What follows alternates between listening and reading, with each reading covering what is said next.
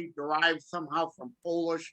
Who knows what that was completely, but got shrunk to Lenard at some point. So yeah, it's not for. I'm part Polish. I'm part German. I'm part Italian. So 2/3 of the axis, and then the other that used to be part of Greater Germania. So so there's those rumors that go around, as you can imagine. Right. And you're a You Detroit guess native? what they are. Pardon? Are you a Detroit native? Yeah, I'm born and raised downriver Detroit area.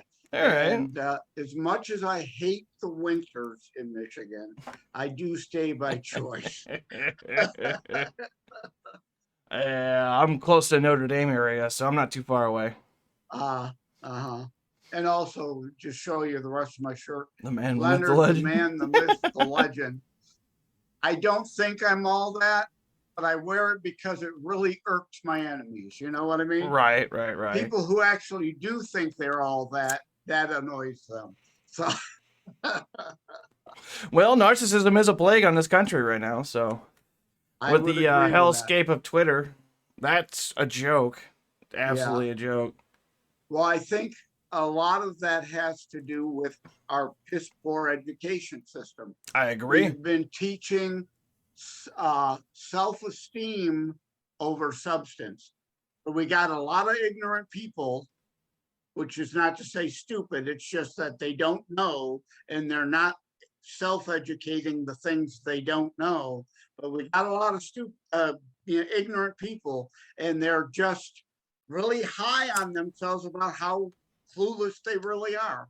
You know, they feel great, and that's all they care about. Well, they more or less care about followers and social media posts nowadays than they do about actually being able to like sustain themselves. Yeah. And that's like one of the few things I've always said is I refuse to starve.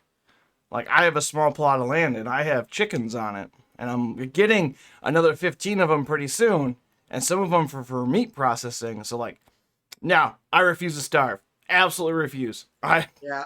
Well, I noticed it's not in the show listing here, but I thought you said something about preppers somewhere. I am somewhat of a prepper. Yes. I have learned from several men way older than me who have taught me the ways of reloading ammunition and crafting bows and traps from nothing. Just as long as you got a knife, you can get something.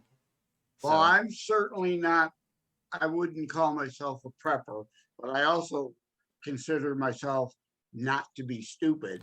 Right. And to understand, you have to have, I certainly am armed and have a stock of some ammunition. I have freeze dried, the 25-year supply, right, or the last 25 years. I'd like to get some MREs. I need to get into that. So you've got to be smart. You've got to have something. I've got the bladder for the tub too. So if it looks like the water's going to go out, you can fill up the big, huge plastic bladder to have, a week, 2 weeks, a month supply of water, depending on, how conservative you are in its use. But some of these people are, again, they're just completely oblivious. And we talked about, mentioned preppers. My book, Terror Strikes Coming Soon to a City Near You, isn't made to scare you into becoming a prepper, but let's just say it will show you a lot more respect than you probably have and should have for those who are preppers. Well, yeah, I mean, look, nobody's saying go buy 30 years worth of beans. Nobody's saying that at all. What I'm saying is we live in the snow belt, and it's normal for us to lose power in the winter. And we're very well adjusted to it. Like that's just a thing that we have to live with. Now, them Canadians, though, they're real special about that. I'll tell you what. Losing power in the summer sucks. is bad enough. But losing power in the winter kill people, because what are you going to do for heat? I mean, I got sternos and that for the cooking of the prepper food, for lack of another term. Oh, I got 4 kerosene cans, and I got about 5 propane tanks. That grill never shuts off. Oh, that's good. Again, you're better prepared than I. So in a pinch, though, I could dig out the food sternos to Oh yeah. get warm by in the winter if I need to. So again, I mean, people, be prepared. That's one of the sub themes in this book, like the Naperville chapter. Teresa, in an incident, realizes that she's far more an ostrich with her head in the sand than the mama bear she needs to be to protect her child. You know, this book is not a book about death, I like to say. Terror strikes coming soon to a city near you. You think about death and killing. This is a book about life and living, and those both foreign and domestic that want to deprive you of your life, liberty, and pursuit of happiness. So it's kind of important in my mind to make that distinction. Right. You know, this isn't a spy novel or a shoot 'em up action picture type thing. It's an intellectual pursuit towards making people aware, live your life, but be alert to what's going on around you. I mean, don't be clueless. And we've got so many clueless people wandering around with their head in the cloud in a fog, like in my book cover. Terror Strikes, as you could see it there. And if you're viewing online on video, you could see behind it a clock, like the doomsday clock, a couple minutes to midnight. Yeah. Hence the subtitle too, coming soon to a city near you. Time is of the essence. People are under this myth during the Wuhan hysteria news that terrorism stopped. It didn't. It didn't go away. It's just that the news stopped covering it, except for like the Waukesha, Wisconsin parade attack where the guy had his vehicle and ran down a bunch of people. You're just not hearing about it. And hence that ostrich theme. Just because you don't see it or hear it doesn't mean it isn't there, and doesn't mean it can't come to you. 9/11 was a one-off in New York. That doesn't mean smaller scale terror attacks like Waukesha, Wisconsin, or mass shootings can't come your way. And hence also you could kind of see the crosshairs of the scope there, alluding to the mass shootings. So people, it can come to your rural area, as I discussed in the Tulsa chapter. There's a lot of things that will hopefully awaken you. Now you're talking about the what was it? The Waukesha SUV got the most kills ever recorded by an SUV unmanned because they never identified the driver.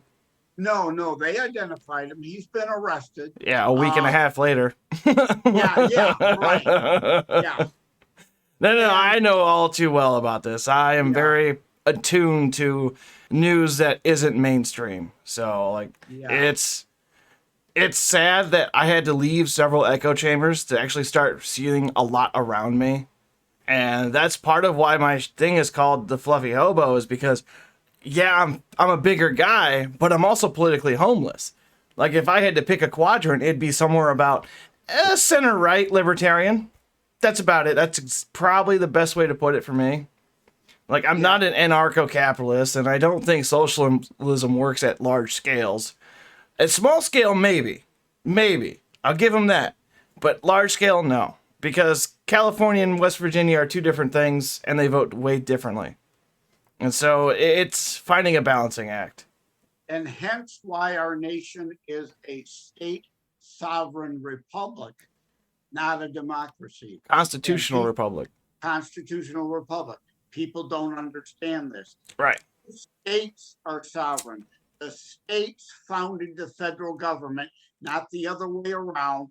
Read your Constitution, especially the 10th Amendment, and the 10th Amendment and states' rights were destroyed mainly by the passage of the 17th Amendment, which resulted in direct election of the senators, because folks, the U.S. Senate was meant to be the body of the states. Right. And each state legislature picked 2 senators.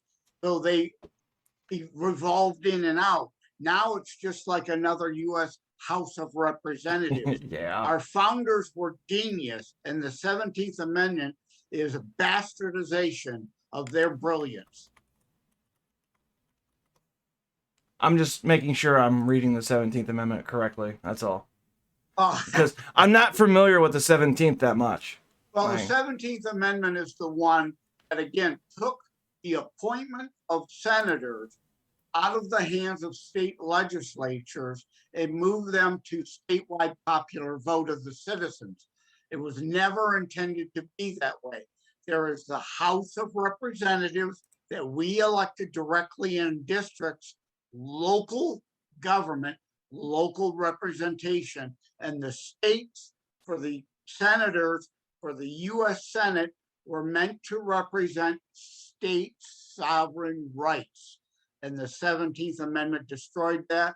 I'm for Convention of States, and the repeal of the 17th is one of those items I want on the agenda. All right. I mean, while we're at it, we might as well get the 16th. I'm sure a whole lot of people talk about that one too. Yeah. For those that don't know, who the 16th Amendment is federal income tax. Yeah, because it's not like the government didn't exist or didn't get by, didn't have funds before that. Right. It did. Each state paid the federal government its share based on how it deemed to tax its own citizens directly to raise those funds. And we should go back to that. And one of the main sources of revenue were tariffs, tariff trades, like a sales tax today. Right. Now, for myself, if we're going to keep a federal tax, I'm for a flat tax. I'm not for a value-added tax because, again, that would fluctuate and probably balloon and get out of control. A value-added tax, it would probably put on top of the federal income tax, not replace it.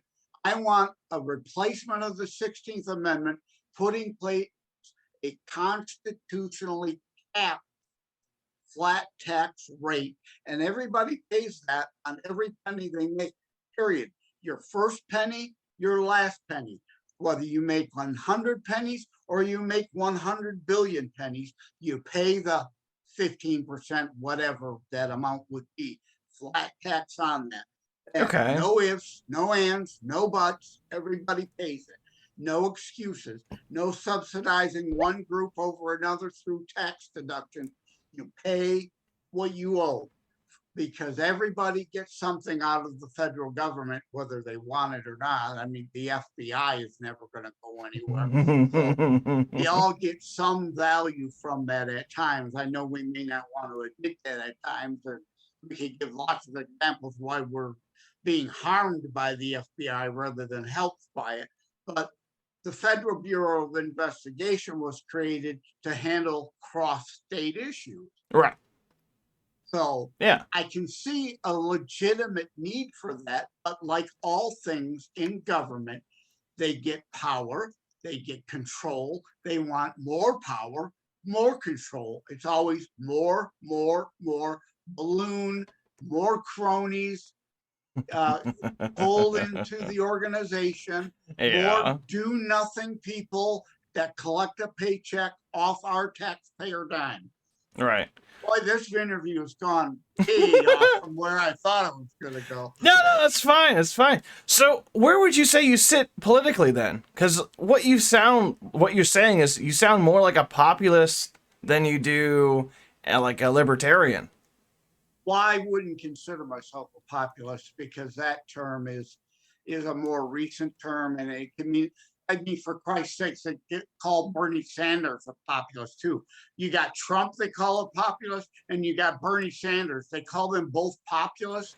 So I don't like the term. Well, well, Bernie Sanders in 2016 was a populist. He was.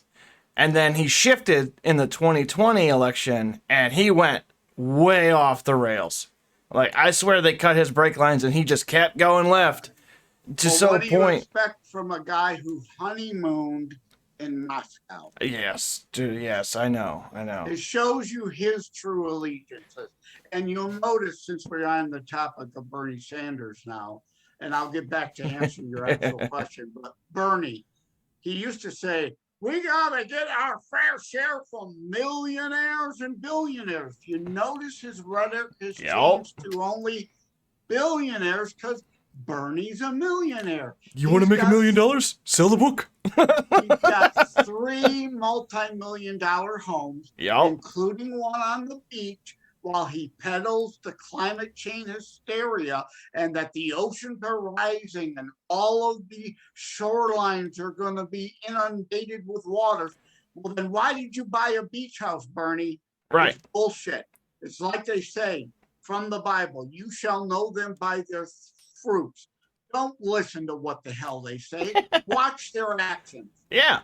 Deeds, not words. And to answer your question, I have no problem with the label conservative, but I consider myself a constitutionalist first and foremost.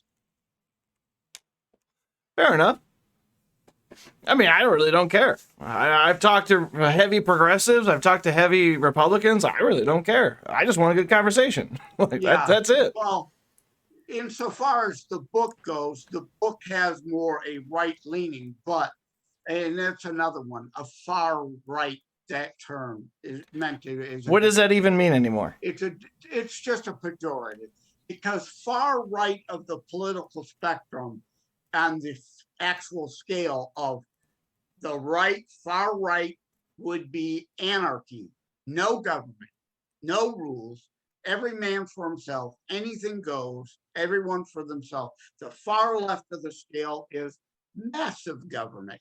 You have socialism, communism, and yes, fascism is a government control system. It's not on the right like some people like to claim it is.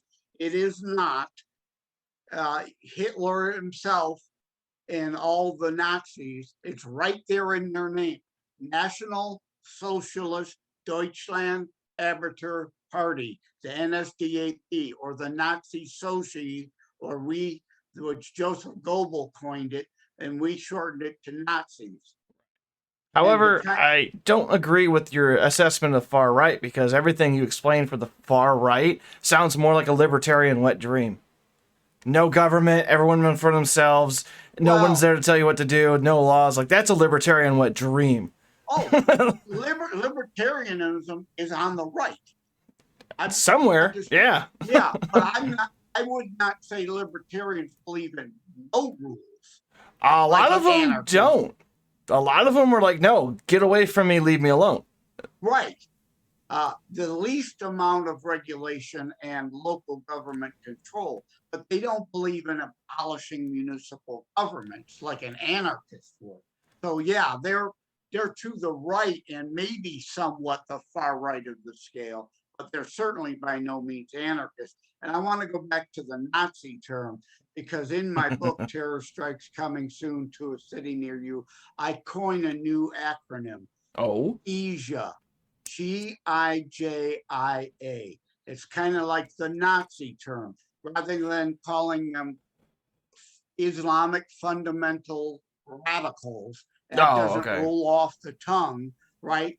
I coined Global Islamic Jihadist Interim Army, GIJIA. It's a lot easier to use in conversation, and people know, which is not to say that this book is only about Islamic terrorism. It's not. Not all terrorists are Muslim or Arabic. And not all Arab terrorists or all Muslims are terrorists. Not saying that. In fact, I specifically say a couple times in the book, to the contrary, this is about terrorism in general, all shapes and forms. All right, I'm with you on that one. That's agreeable, I think, because I think I'm not looking to stigmatize a particular group. Right. I mean, no, I mean, you're right. Like, you got 1% of people, I believe, in the Islamic community that's ever been recorded as a terrorist of some sort. And I mean, if anything, for how many kills that say ISIS or some of the other groups are out there, I mean, how many kills does Obama have with drone strikes? Like, how many kids has he blown up? We still don't have those numbers. Yeah. And we've been waiting for those numbers for a long time. Yeah. And I was on Dawn Williams' show. She's a Muslim female. She wears, Yeah, I listened to that interview. Oh, did you really? Oh, yeah, I do research before I, come on. Yeah. I listened. And it's weird to use the word research because that's her show, the research show. I mean, I went through to your website and I went through and I looked at everyone that you went through and interviewed, and I listened to about like 20 minutes of each interview. And I saw one that caught my interest because I talked to him as well. Lizard News Network. How did you like talking to Elijah? Oh, Elijah is great. We had a lot of fun. Did you enjoy all the conspiracy discussion? I did. I actually had Elijah on my show twice. We had a lot of fun with that. Elijah was the first podcast I did discussing the book. And for what people don't know, you can go to terrorstrikes.info/interviews, terrorstrikes.info/interviews. There's, like Steve was talking about, a sampling of some of the 100 plus different interviews I've done on radio, TV, and podcasts. Yeah, just to name off a few of them here, I got it pulled up. WAAM Talk 1600, Lizard News Network, Michigan radio show, Chat and Spin Radio. That's out of the UK. Yes, and we've got, what is this one? PSI TV. Yeah. Authorshow.com. Who is this one? Moment of Clarity by Richard Clark Dierdering? Pastor Richard Clark Dierdering, yeah. Okay. He's on Wham also. And also, if you keep scrolling down, you'll see there's an interview from South Africa. And I recommend people go to terrorstrikes.info/interviews and listen to the interview with the guy in South Africa. There's also an interview with a podcaster in Australia, Chat and Spin, you mentioned, out of the UK. Yep. So this book is not just a domestic book. It's an international book. There's a chapter on Toronto, Ontario, Canada in there, London, England, Madrid, Spain, Tokyo, Japan.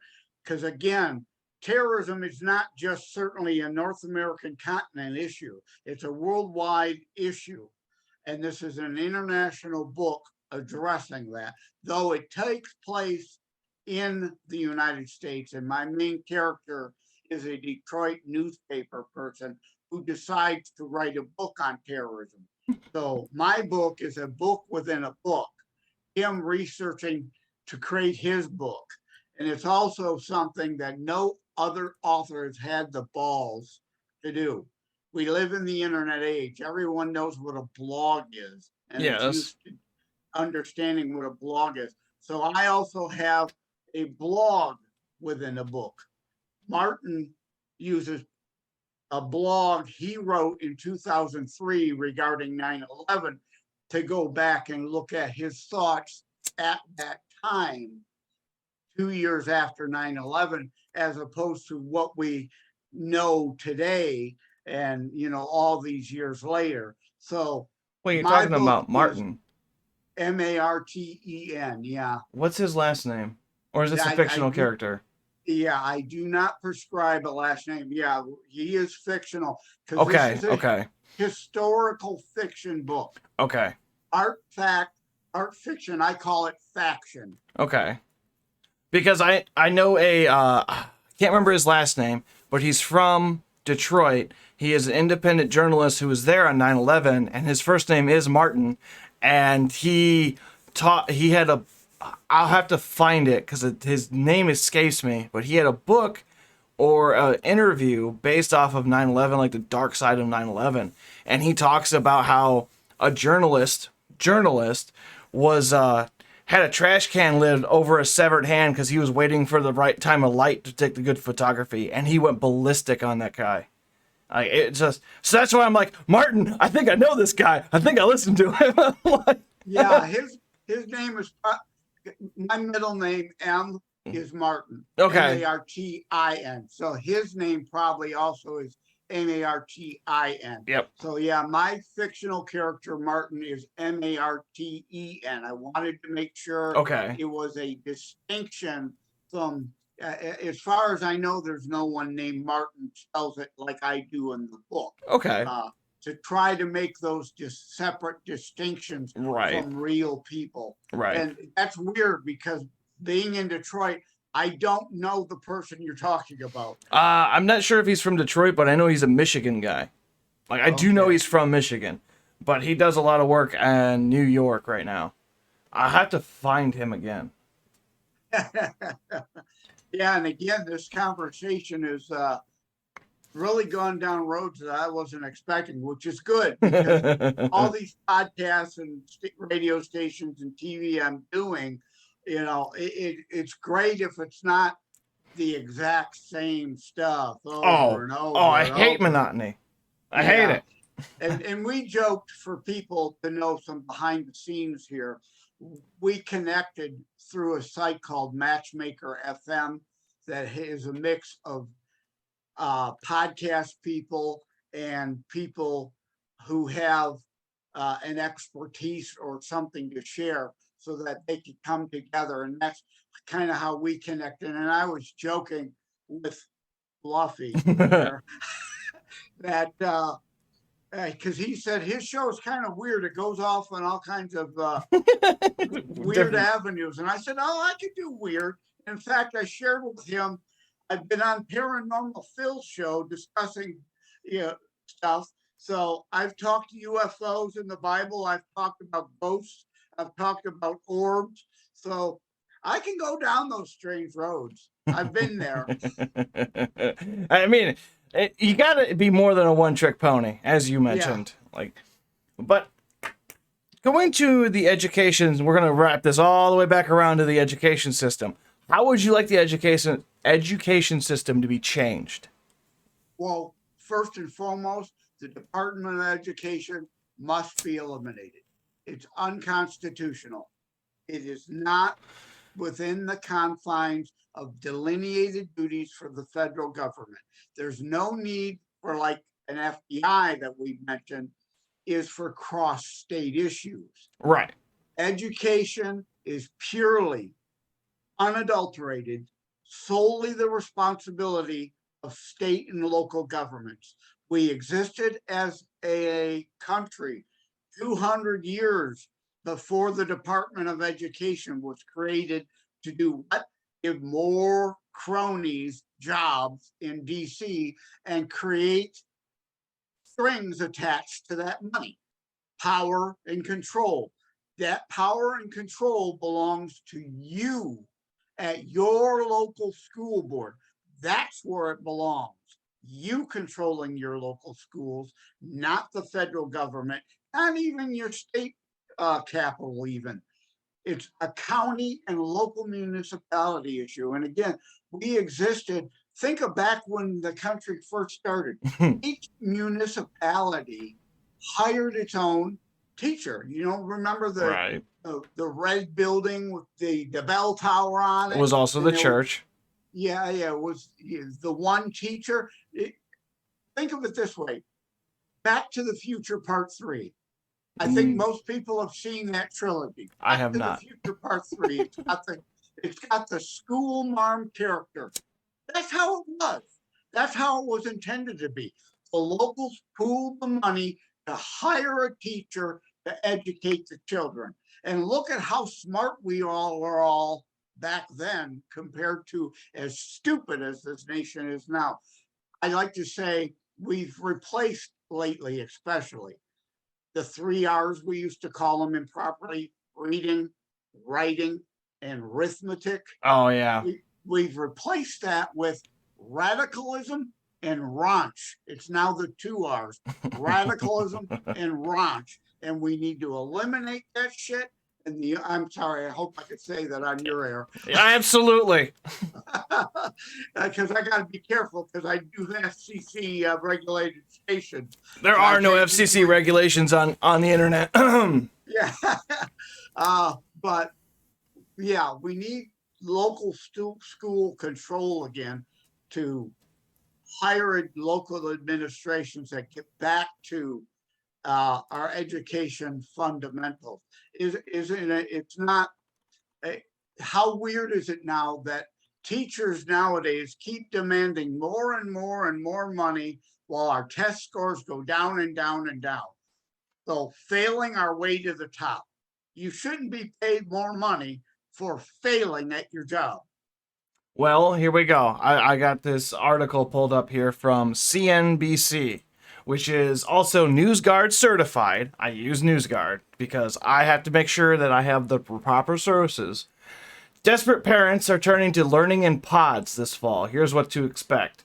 And it goes on to talk about how learning in pods, because too many parents are upset about the school's way of teaching things, and also like how the schools despise wokeness and critical race theory, and more parents are getting out.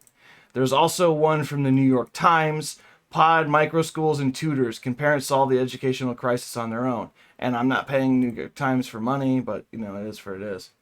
So there is Yeah. many parents leaving schools, traditional schools, to go to pod learning because they believe that the schools aren't doing the jobs that they're supposed to. And it shows because a We lot need of to return. schools are teaching college. I'm a farm kid. We have maybe 20 people that went to college. Everyone else has went working. Like, just that's what we did. I think we need to, instead of doing like the pod learning, we need to be more instructional for like vocational teaching. And I think that will build stronger characters altogether. And you're shaking your head yes in agreement, so I know we're on the right track with something. I believe in school choice and school vouchers. It's our damn tax money. We should have a say in how it's spent. And if we don't like one school, bring in competition. Allow us to send them to the other. And the failing schools will have to change to keep up or go out of business entirely, which would be fine by me, because miseducating our children is worse than poorly educating them. And I mean, look at Glenn Youngkin in Virginia was basically elected over the school's issues and parents being upset. And that's the one good thing that came out of the Wuhan virus lockdown hysteria was parents were finally then starting to learn what was going on in those classrooms, and let's talk about books. They took, because Gavin Newsom ran that ad in Florida now about banning books. Well, it's about age appropriateness. It's like I said, radicalism and raunch. Right. To Catcher in the Rye, Huck Finn, Tom Sawyer, To Kill a Mockingbird. Yep. Those are books the left banned and removed from our schools, and now there's raunch in the replace of them. Those books had a point and a purpose to teach about racism and prejudice and rule of law. Those were good books. Absolutely. We got garbage now. So don't talk to me about banning pornography in school as banning books. It's not about books being banned. It's about age appropriate material. There's a big difference there. I remember a story. It was a parent was kicked out of the school board meeting for reading a book from the library. That's happened more than you know. It's happened here locally. Plymouth Canton, which is not far from me, school district.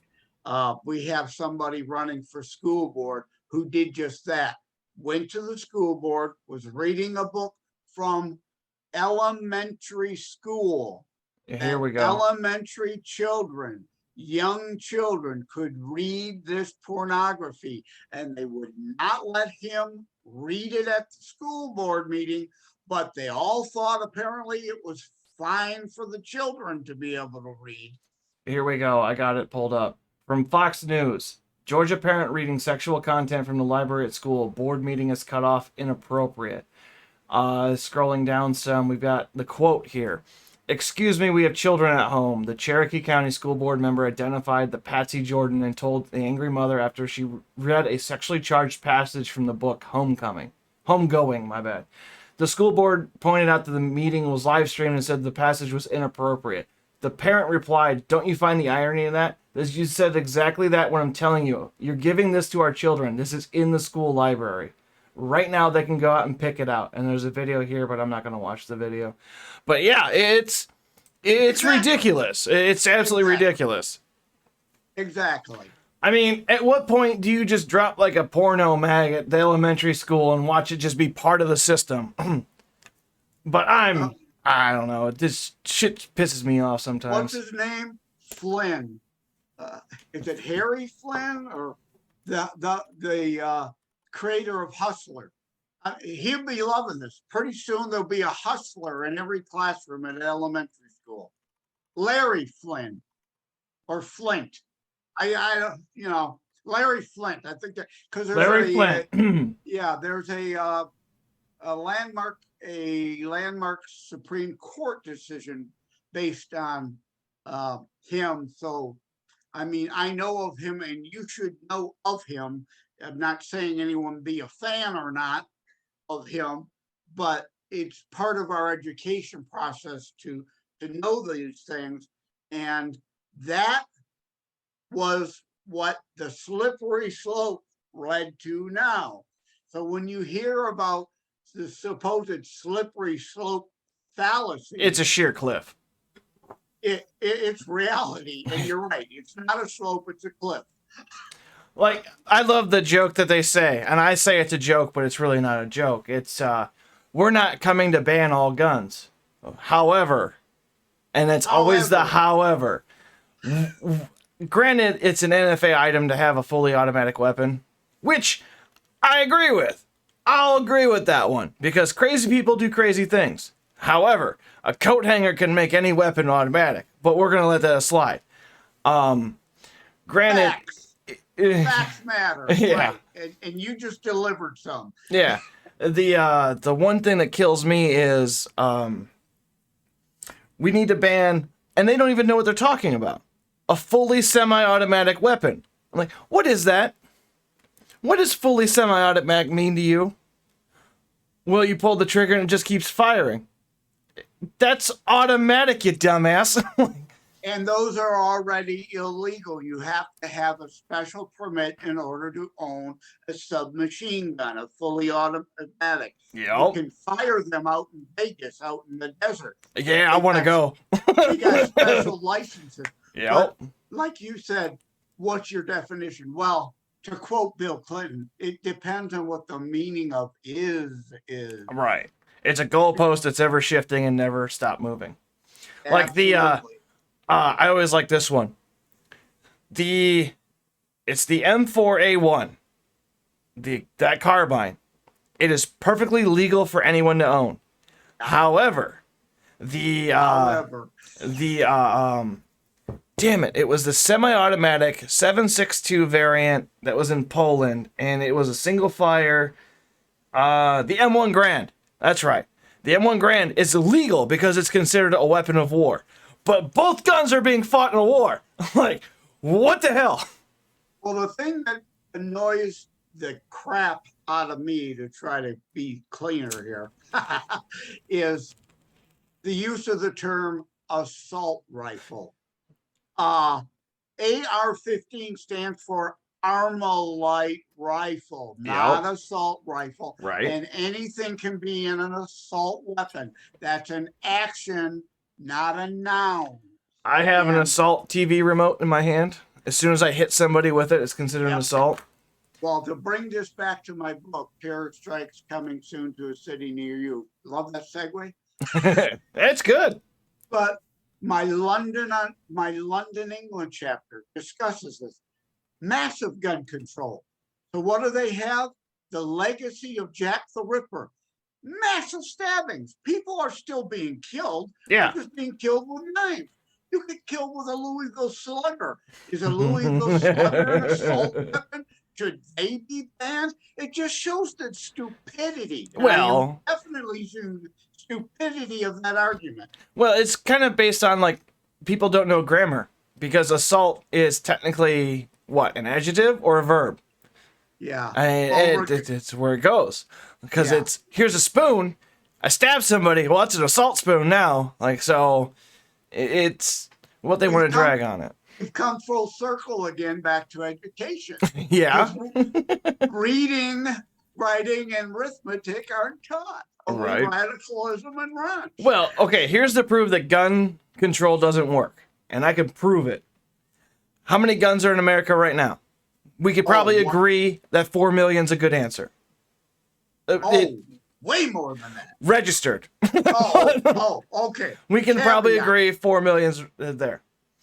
How many political assassinations have there been? Lately? Now look at Japan. I Right. hate to say this, but look at Japan. They have the strictest gun controls law, and a fucking smoothbore shotgun takes out their president. Yep. A homemade shotgun. Yep. Like that just kind of proves that people will find a way. Life finds a way.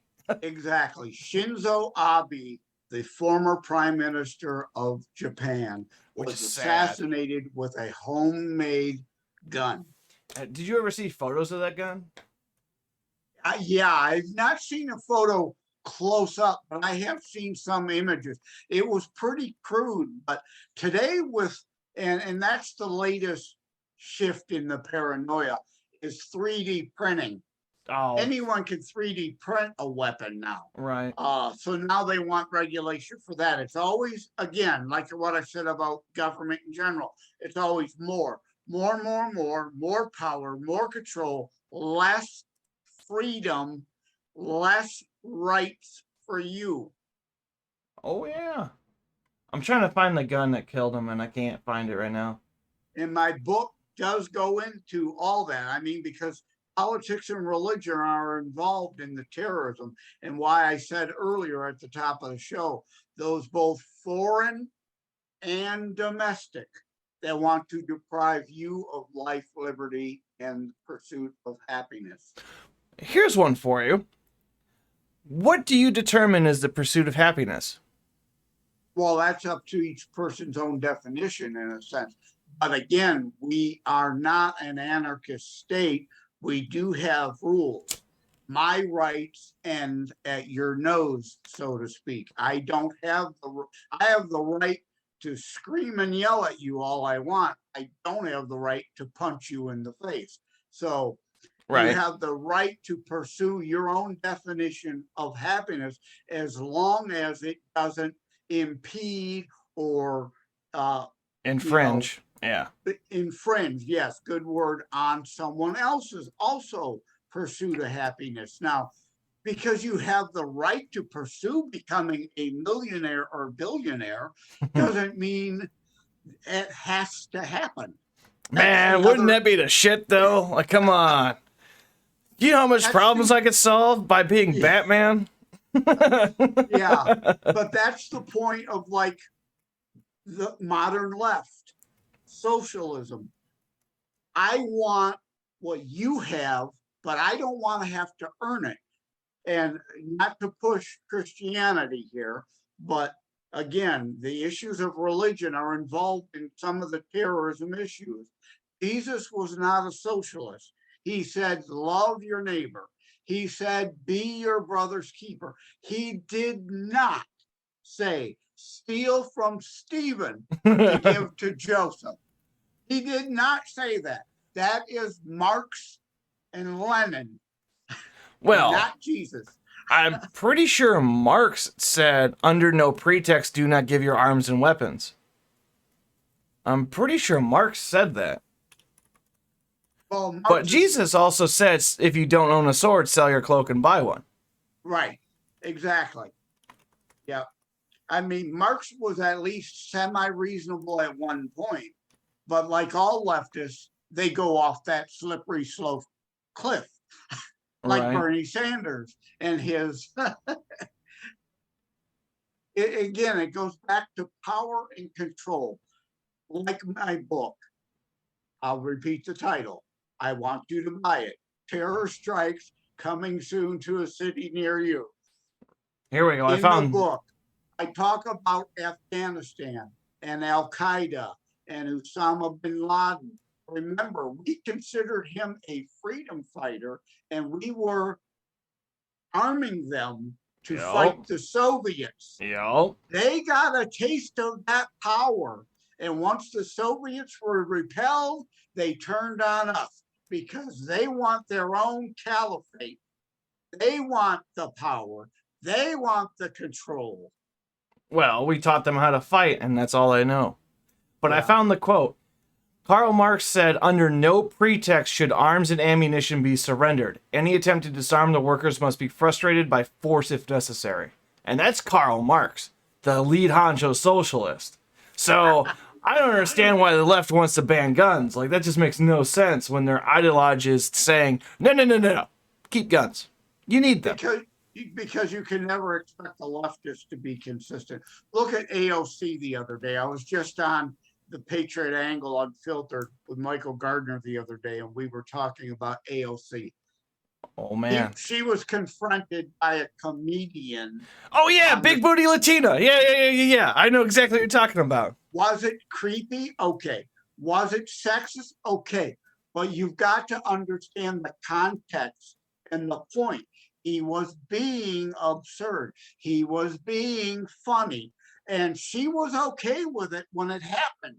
Didn't she high five him or something? Yeah. He flashed the peace sign. Yeah. Let's take a selfie. So she was fine with it. But 1 hour later, oh, now I can use this to be outraged and be a victim and raise funds from it. Now, hold on. Story. If he never would have said that, we would have never got AOC to say, we need an investigation on January 6th on the police side of things. That's what I've wanted was, why did the cops open the doors? But that's a whole nother topic we can go into.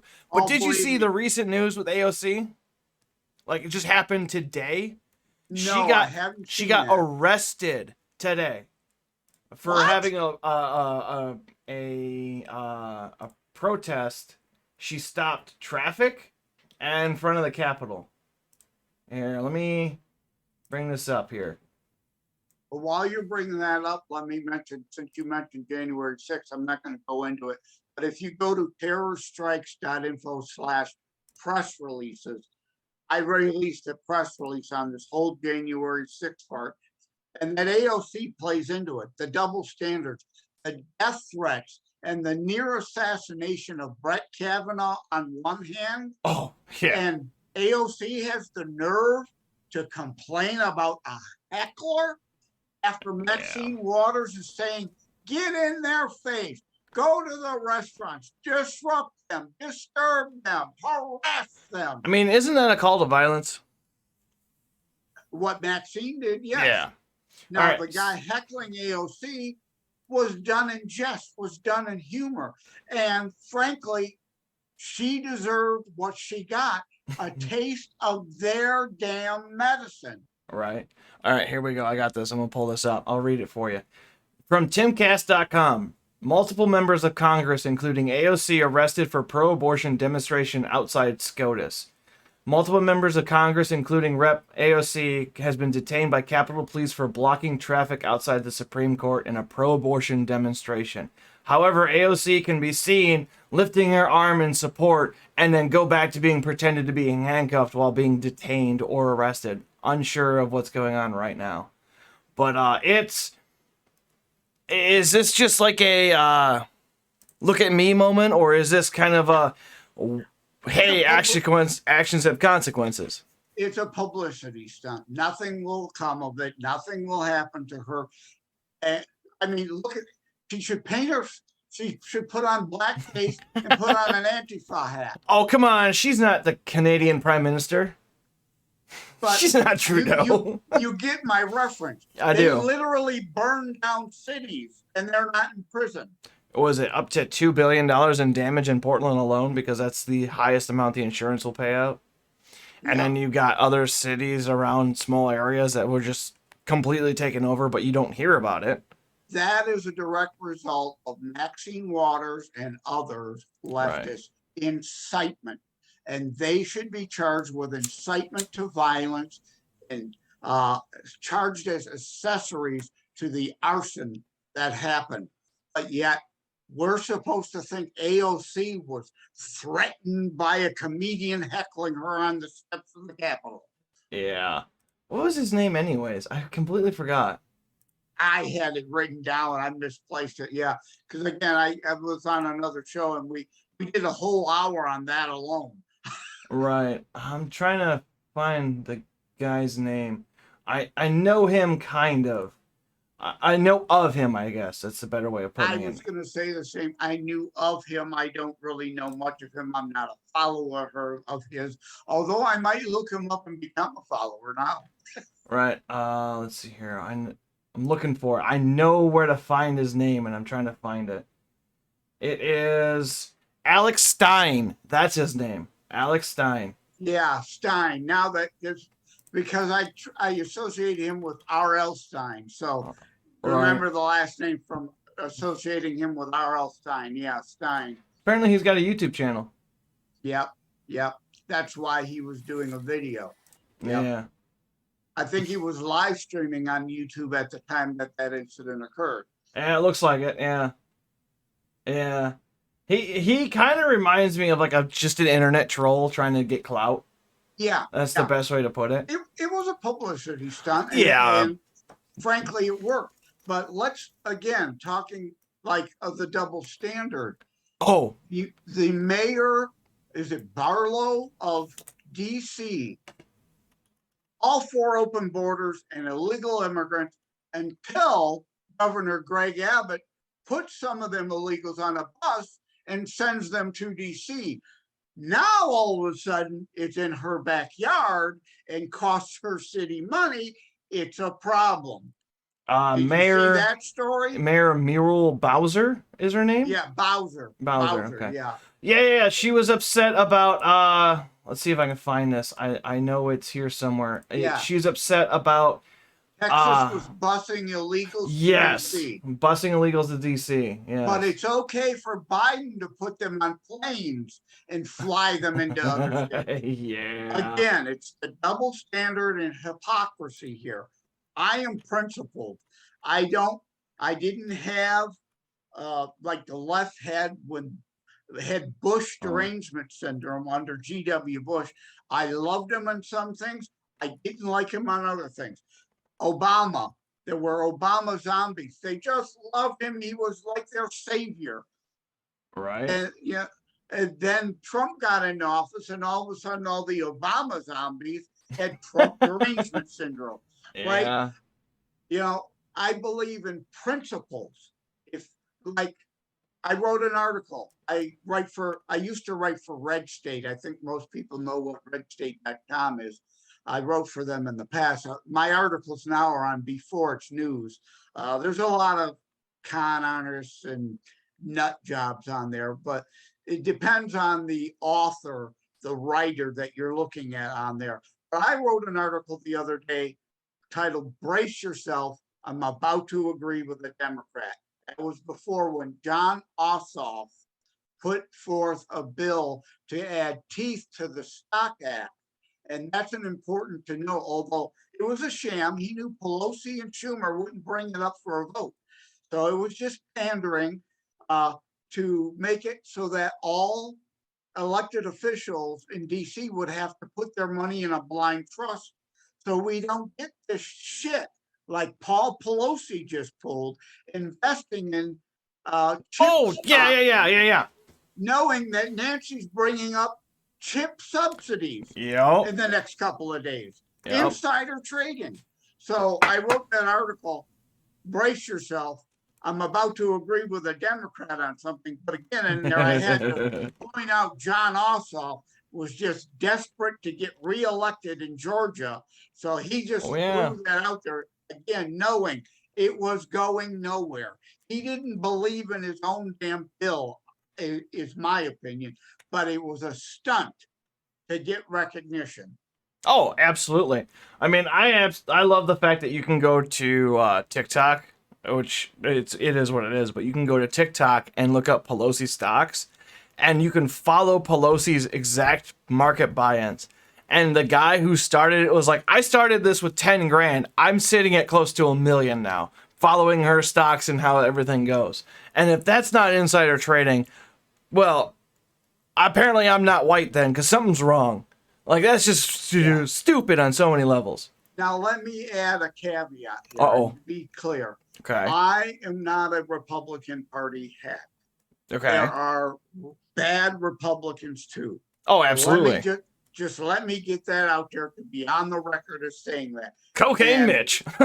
First one I thought of. That turtle. Yeah. Well, I'm thinking of Justin Amash here in Michigan, who was kicked out. He retired because Trump exposed him as being a China puppet, just like the Biden crime family. He has interests in China. He fought Trump's trade policy because Trump wanted to get tough on China. Well, Justin Amash was making millions of dollars by being in bed with the Chinese communists. So Right.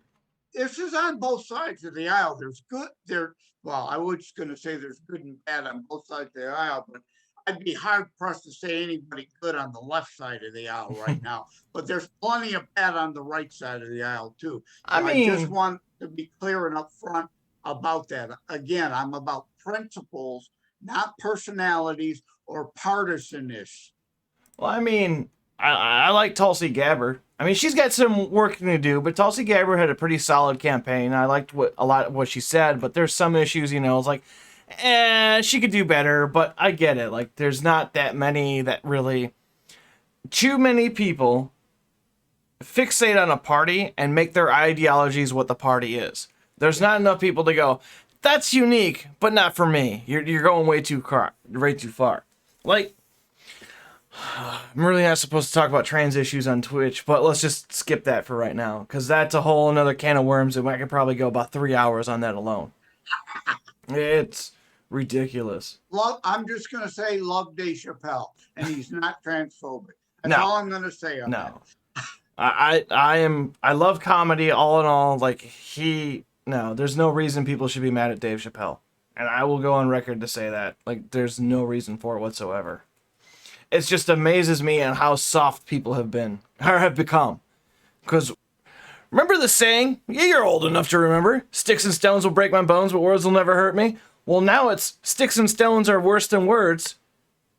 And Silence is violence, and Oh my words God. are violence. But I'm glad you brought up Tulsi, because she's just a con. She was at CPAC. She's on Fox News all the time. She's a con. She's trying to put herself in the middle to hopefully work her way up the Democrat Party or potentially switch to the Republican Party. She is a Klaus Schwab, World Economic Forum stooge. Yeah. Like I said, I mean, she had good Right things. there for me. She had good things in 2016, I think. But, people changed and it didn't go well for them.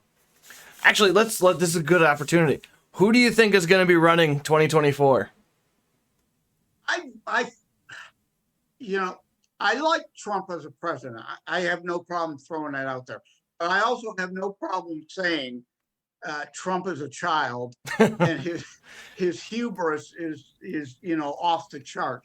But I think his hubris alone will mean he will run again. Again, if he does, I'll support him, because I like energy independence.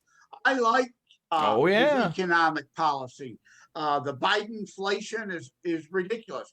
In large part due to Biden's idiotic energy policy, reversing what Trump did. Trump made us energy independent. We became an oil exporter. The price of gas was cheap relative, adjusted to inflation, to wasn't it the 1950s? Wasn't it 215 national average? I think something like that. Yeah. But my point being, I think Trump will run, and I think Trump will be the prohibitive uh, favorite for the Republican nomination. Oh On yeah. the left, I think we're going to land up with a 16-member field free for all. So I've said that Dream World, this is the perfect run up for the Republican side. Have a Trump and DeSantis ticket. Because they're gonna win both sides, and then after Trump is gone, you've got DeSantis could probably win twice. And that's interesting. Yeah, I like DeSantis, but again, I'm honest. I'm not going to say he's perfect. Oh, absolutely not. He did have a mask mandate. He did have, but that was early on.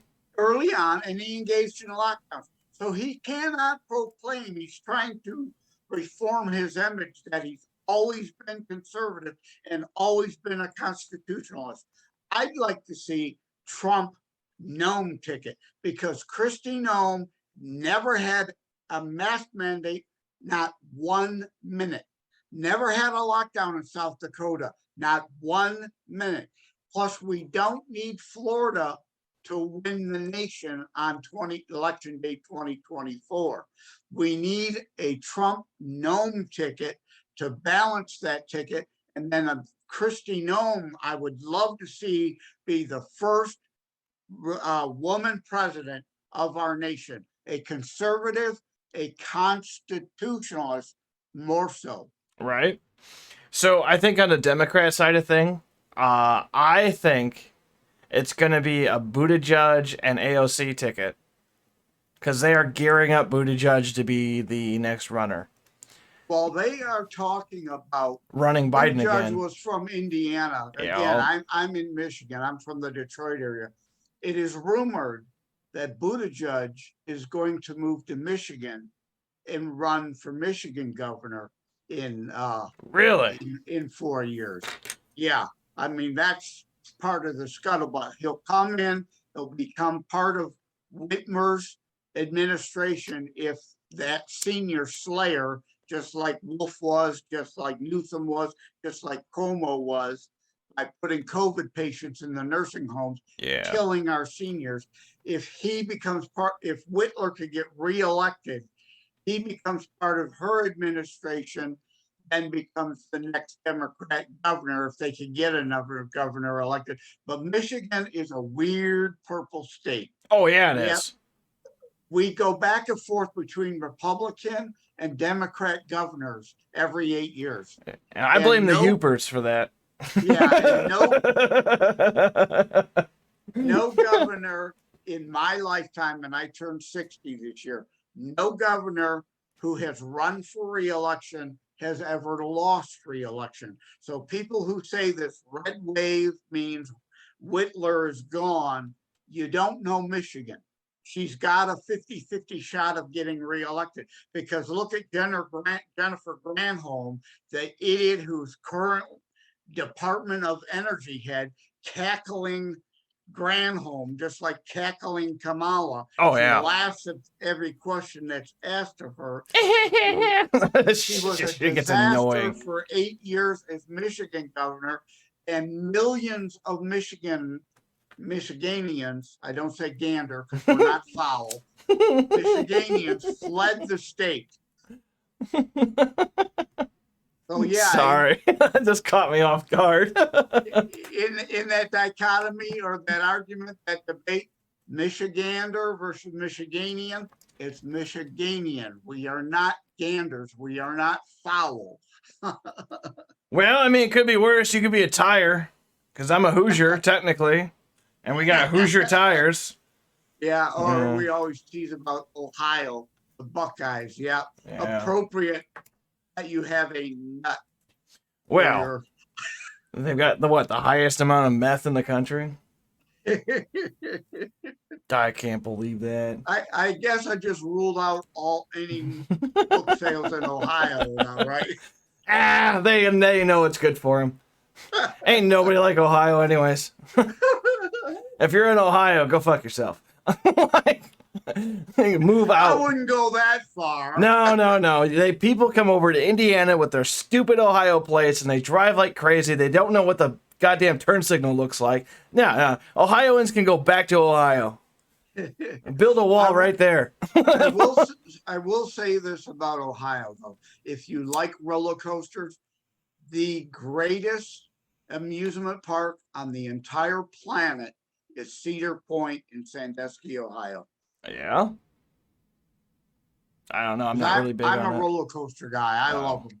No, I'd rather stay home and shoot guns. Yeah. I get more enjoyment out of that. And also for the benefit of Ohio, I think the best coaster on the planet is the Beast, which is like 45 years old now, original wooden coaster built that long ago. I still think that is the best coaster on the planet at Kings Island in Cincinnati, Ohio.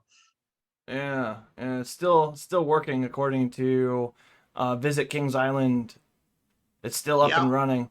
It's very well maintained. During COVID, they went through and restructured all the wood just to keep people to have jobs. So that is something good. Yeah, that's just a bird's eye view of it. It was the first coaster to have a tunnel to it. It is an amazing coaster. If you are anywhere near Kings Island and never been there, if you're a coaster person, you've got to go just to ride the Beast. Oh yeah. Well, all right. So we're reaching an hour marker. Do you want to continue going or not? I'll leave it to you. I have a Zoom at 8:30 my time, so it's only going on 1800, which is 6 p.m. our time. So all right, I'm good to go for more. All right, well, whenever you're ready to go, just kind of give me a heads up, and we'll start to wrap things up here. Okay. So let's talk about, what do you think the plans for our country should go? Do you think we should be more towards a religious state, or do you think we should be more towards fixing our own issues, like within the federal government? I'm a Christian, but I'm not for a theocracy. Okay. Absolutely not. That's another form of tyrannical government in my book. Right. I believe in the Constitution and the founding. The Constitution is not perfect now because of, like we talked, the 16th and the 17th Amendment. Right. Alone right there. So we need to get rid of those or rework those. But getting back to our foundations, like Benjamin Franklin said, a republic if you can keep it. Yes. And we've allowed it to go astray. Yeah, we have. Didn't he also say that the tree of liberty must be fed the blood of patriots every now and again? No, that was Thomas Jefferson. That was Jefferson, okay. I get the two old guys confused a lot. But those were a bunch of old white guys, so they really weren't. A nation based on that. My God, that's so racist. They really weren't, though. I think what was it? Jefferson was 30, and everyone else was like 18 or 20. Yeah, that's ridiculous. Even Frederick Douglass. If you don't know who Frederick Douglass is, you've got to look up Frederick Douglass. And I'm the webmaster for our 12th congressional district here for the GOP in Michigan. If you go to 12cdrc.org, 12cdrc.org, under the About tab, you can learn about Frederick Douglass. He at first was a leftist mindset and believed that America's foundations was racist. But then he educated himself and come to understand that the 3/5 clause was about limiting slave owners' power. Right. It wasn't about ensconcing racism or slavery embedded into our system. They knew slavery one day would go away, and the 3/5 clause limiting slaveholders' power was part of that process. But it was a compromise made, otherwise the nation would have never been created. But kids don't learn this, they don't know it, because they don't learn civics, they learn social studies through the Howard Zinn rewriting of history. Wasn't the the Three-Fifths Compromise, because they were trying to figure out how to get national funding due to population control, and the South was like, "Yeah, we're gonna count all the slaves as people," and that's where that's where it came down to. All right, Yeah. I was making sure I didn't mix my facts up. They wanted them considered as people Right, for representation purposes Right. under the Constitution, because a congressional district and your number of representatives is based on the number of US citizens, people. right, So they wanted them counted as a Right. whole person So they to had a give more them political more power. Yeah, representation. yeah, But they didn't want them considered people so they could be held as slaves. So again, it was to limit slaveholders' power by meaning they had less representation right, in the nation's capital. all right. Oh, all I can think is, where did we go wrong? Part of the joke answer I have is we somehow split timelines when the Hadron Collider turned on in 2012. It just set something off. Oh, it goes way back further than that. A buddy of mine caught back and he said, no, it's when they shot that gorilla. Like, that's when everything broke.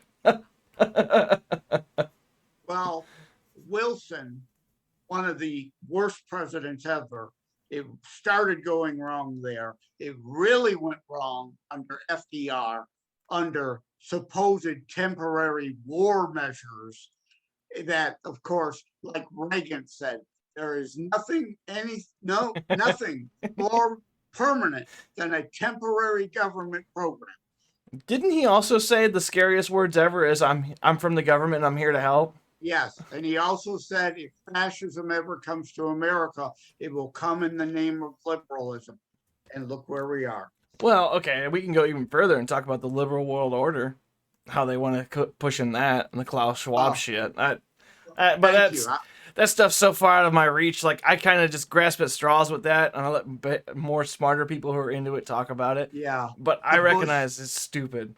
The Bush family skull and bones, which I'm glad you mentioned Klaus Schwab in the New World Order sentence, which again brings me back to Tulsi Gabbard, which I want to say, though, people have for decades called that all conspiracy theory. Yeah, and now it's in broad daylight. They're like, what are you talking about? It's not here. You can go to their damn website and look for yourself. Yeah, but it's ridiculous. People still call it a conspiracy theory.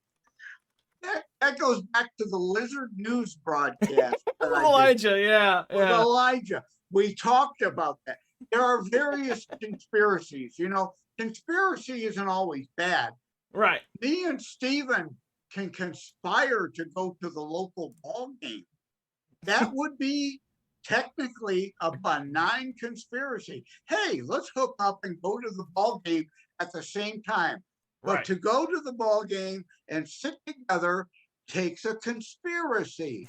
Yeah. So it depends on what the definition of conspiracy is. Now, everybody thinks conspiracy, they think of $100 billion in secret layers. No, Klaus Schwab, the New World Order, the World Economic Forum, go to their own damn website and read the Agenda 2030 stuff. You could go on the UN's own website and read the New World Order crap there. It's right in front of your face if you're willing to open your eyes. One of my favorite songs of all time, I don't know what kind of music you're into, and one of my favorite groups lately is Disturbed. And they've got a song, Open Your Eyes. Yeah. You got to see that video. The truth lies right before you. Open your bleeping eyes. Man, Disturbed. Jesus Christ. I found that band. Now we're really going to divulge. I found that band when I was in high school, and I went to when they were still around the Hot Topics, and I bought every single shirt I could find. I loved that band so much. Yeah, it got a lot of good music. The raw power from 10,000 Fists, especially because I had two 12-inch subs in the Jeep, that just that kick drum just kept rattling the shit out of my vehicle, and it was fun and it was great, and I have tinnitus from it now. So, Yeah. but no, Well, like, I lean music wise towards heavy, you know, yeah, heavy metal or heavy techno, like right. Disturbed. They call the genres all something different Oh now, but yeah. my first love is that. But here's going to be an odd segue. My favorite artist of all time, though, after having praised Disturbed, is Rick Springfield. Rick Springfield. I'm not familiar And with him. no, I'm not talking about Jesse's Girl. That is his worst damn song that he Oh, ever okay. wrote. Cause I want Jesse's girl. Yeah, I hate that song. It's catchy. It's catchy. It Yeah. is, but it is a horrible song. It's so simple and basic, and he's recorded so much other great material. If you don't know Rick Springfield, you've got to check out the album called Karma. A little bit of religiosity involved. There's a song on there called Prayer and a song called Karma. And as every river flow, every stream flows to a river, every river flows to the sea. Every little bit of love I give to another, that love comes back to me. That's what I believe. That was So the song Karma. that's Karma. Okay. So you got to check out the album Karma and his 2-record set, Shock, Denial, Anger, and Acceptance. Those are his best materials. Okay. Not Jesse's Girl. Jesse's Girl is basic. And then another thing I love about Rick Springfield, since we've gone down this weird road, is he has a song called Bruce that he recorded early in his career. It shows how much of a great sense of humor he has. The song goes, she called me Bruce. His name is Rick Springfield, but people were calling him Bruce, thinking he was Springsteen, not Springfield. So if you get a chance to look up on YouTube, Bruce, Bruce.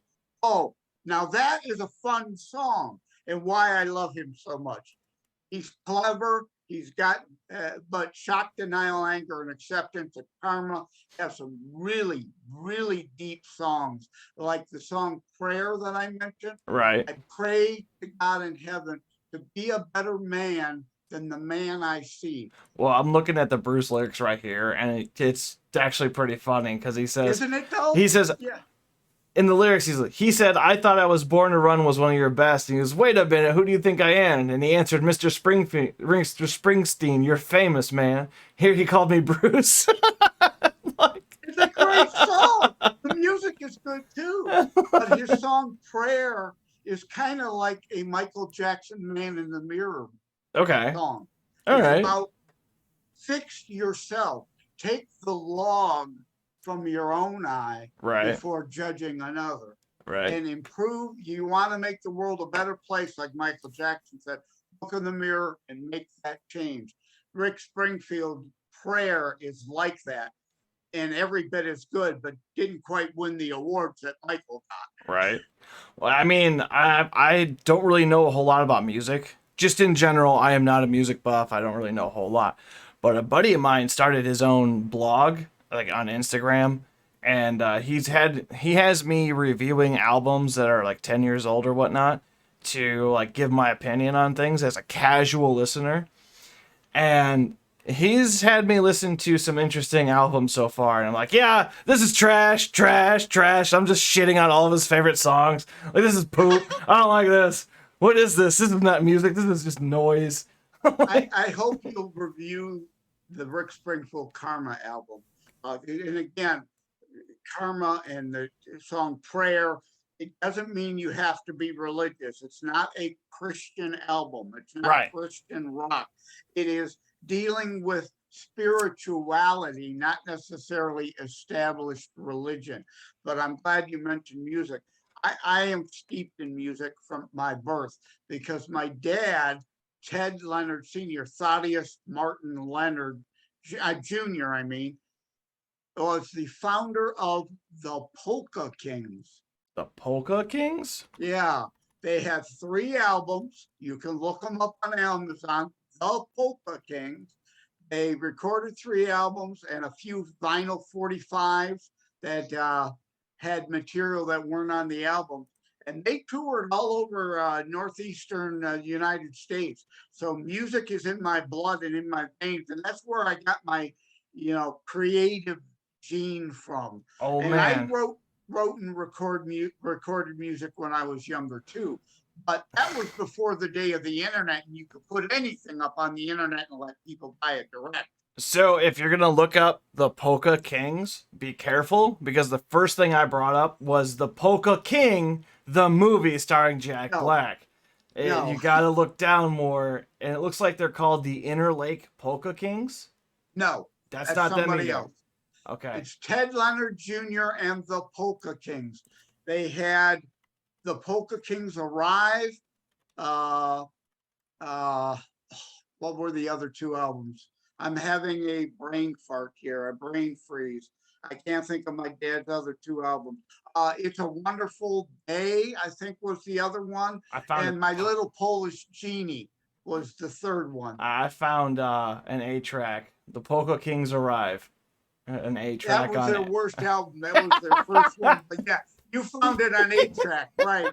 Somebody's trying to sell the 8-track. Oh my god. Okay, I found an Amazon link here. What do we got? It's a vinyl. There you go. 8-track vinyl. Yeah. So I've got music in my blood. All right. But I like all kinds of music. My dad did polka music. We listened to country and pop and and jazz. We listen classical. We listened to everything at home. I grew up with that. I appreciate all music, but like I said, Disturbed or Stained or Megadeth is my first choice. Or even though, like I say, Rick Springfield is my most favorite artist of all time. Right. So I gotta use the bathroom pretty bad. Give me 5 minutes. Give me less than 5 minutes, and we'll get back to this.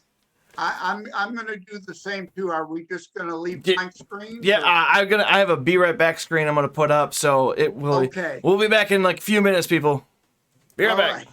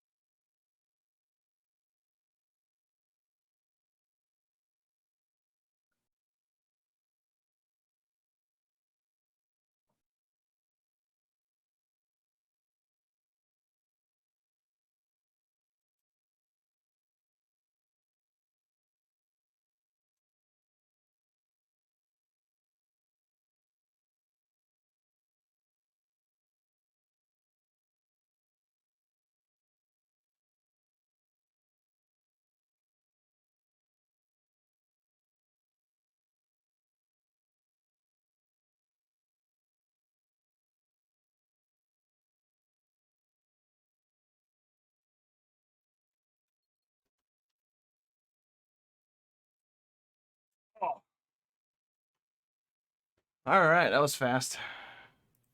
Okay. Before we move on, Yes. it's regarding our pee break. Yes. I want to mention the first concert I ever went to was a Jethro Tull concert, the Bursting Out tour, their live album tour.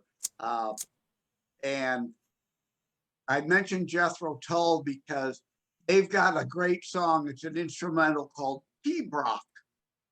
which is basically Pig Latin for pee break. So that Martin, again, that name, Martin, Right. the guitarist, could do a guitar song, pee rock, while the rest of the band got to take a pee break. All right. Well, how's that for a weird segue? Hey, it's something, all right. You learn something new every day. P-Rock, I'm a huh? wealth of worthless knowledge. Hey, me too. I'm a Swiss Army knife of useless information.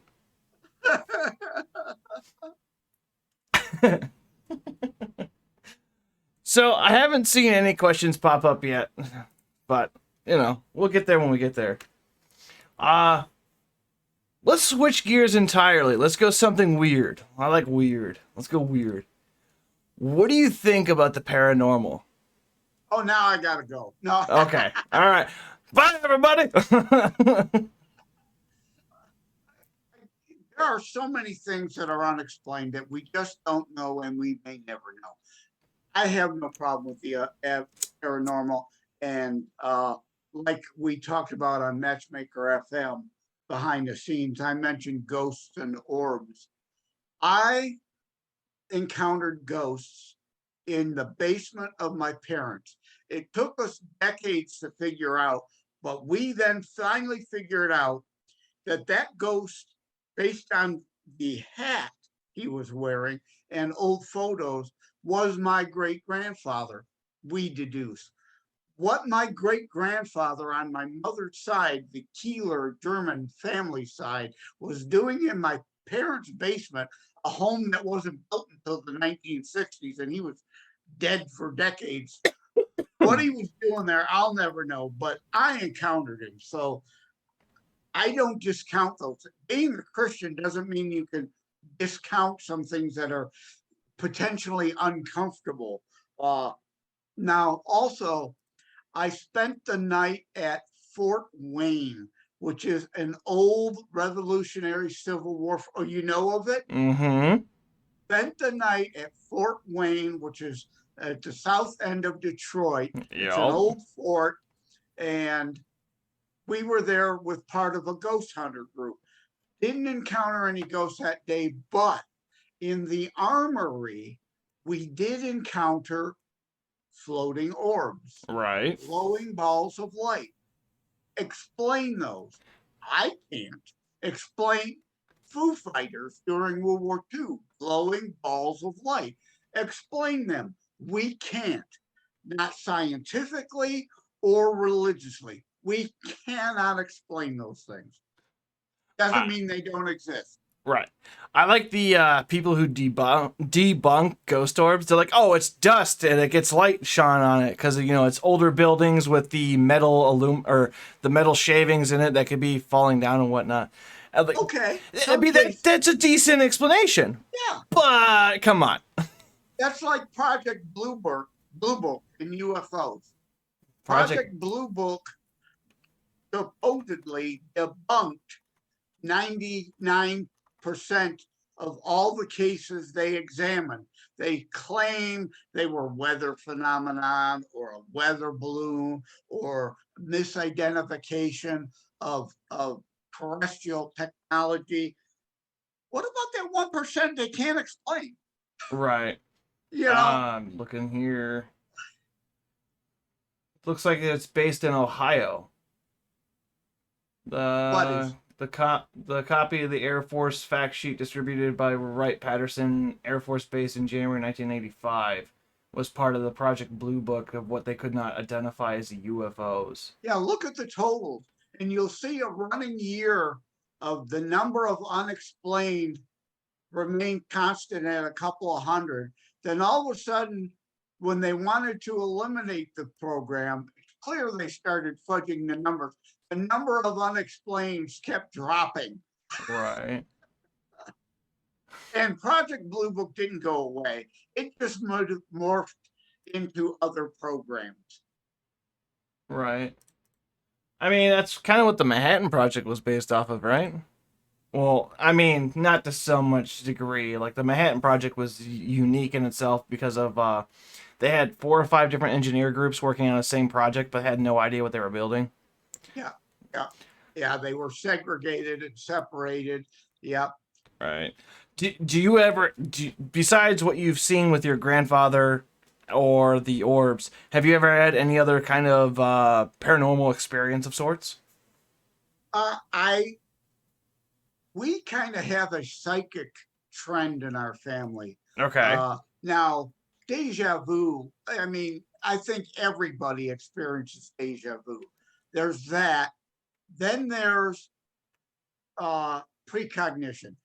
Those are different things. Right. And I've had instances of dreams that I've then landed up in those situations later in life. And it's like, well, wait a minute, I've been here, I know what's happening. Right. Then you can potentially change the outcome. Right. So we have a psychic thread, not trend, I was going to say, psychic thread in our family. And like Project Stargate with remote viewing, I think there are people who are, more in tune with those abilities. Like I believe in remote viewing very much because I myself, in my dreams, have been able to leave my body. Oh, astral projection. Yeah. I'm familiar with that. Project myself somewhere else and see it. And Yeah. again, this was when I was really young. I certainly didn't know what was going on like I know today. Those dreams are gone, unfortunately. We had that psychic thread, but if you don't use them like a muscle, they deteriorate. I specifically remember one incident that made the most impression on me and led to my understanding of psychic abilities. I left my body and floated up the street. I mean, and this is when I was really, really young. The kind of young that you don't stray a couple blocks from your house, beyond a couple blocks from your house. And then a few years later, of course, as you get older, your horizons expand. You got a bicycle. Come back when the streetlights are on. And I could tell you every house on that block that I'd not been to before because I'd seen it before through astral projection. So do I believe in that stuff? Damn right. Been there, done that. I like the... And now some people are probably thinking I'm a nut. Right? Yeah, it happens. So I like the theory. There's a theory with deja vu, and I don't know if you've heard this one yet, but deja vu is essentially when you feel it, it's because you made a wrong decision and died. And so deja vu is you teleporting back to that point to make a different decision. Well, it's a theory, and it's more like a funny internet kind of theory. But it's an interesting theory, weird. There's plenty of cases where I was certainly not in threat of bodily harm that I've encountered deja vu feelings. Well, the way it kind of adds up is like, you're just walking somewhere and like it just hits you like, wait, this is familiar. Well, at some point in time, you made a decision to where that led you down to some kind of harm or death. And so you're forced not to go what feels familiar, you go somewhere else. Maybe not immediate harm. Right. But harm. Yeah. Whereas just that pause. Yes. Could prevent you from crossing a street at a time that you'd be hit and killed by a car. Right. And it'd actually be more typical for a drunk driver, but yeah. Now that's a very interesting theory. I like a lot of theories, it's certainly not anything you can prove. Right. It's more like an internet funsy, is what I put it. It makes sense, like why you feel this when I've never been here before. I mean, I guess it would make sense. I wouldn't call it a stupid theory. There are plenty of theories that I would call stupid, but I wouldn't call that one stupid. Have you ever had any hostile interactions with like paranormal? No, I have not. But again, that doesn't mean others couldn't conceivably have. Just because I can't explain it. I think there are con artists and people seeking attention, certainly. But it goes back to like Project Blue Book. Right. What about that 1%? Right. So I actually have a small story for this. There is a renowned cemetery near where I live. It's called Posey Chapel. They used to do witch burnings at this chapel. They have rebuilt the chapel 4 times. It has set fire just spontaneously 4 times. We, as you know, high schoolers, we go out there like, yeah, there's nothing out here, no big deal. The first time we went there, my keys were always in my pocket. I had a heavy lanyard. I locked the vehicle because it's at night. We walked around the cemetery and come back, and my keys are on the hood of the vehicle. No fucking way that happened on its own. Like, that's just, hold on. What? I know they were here.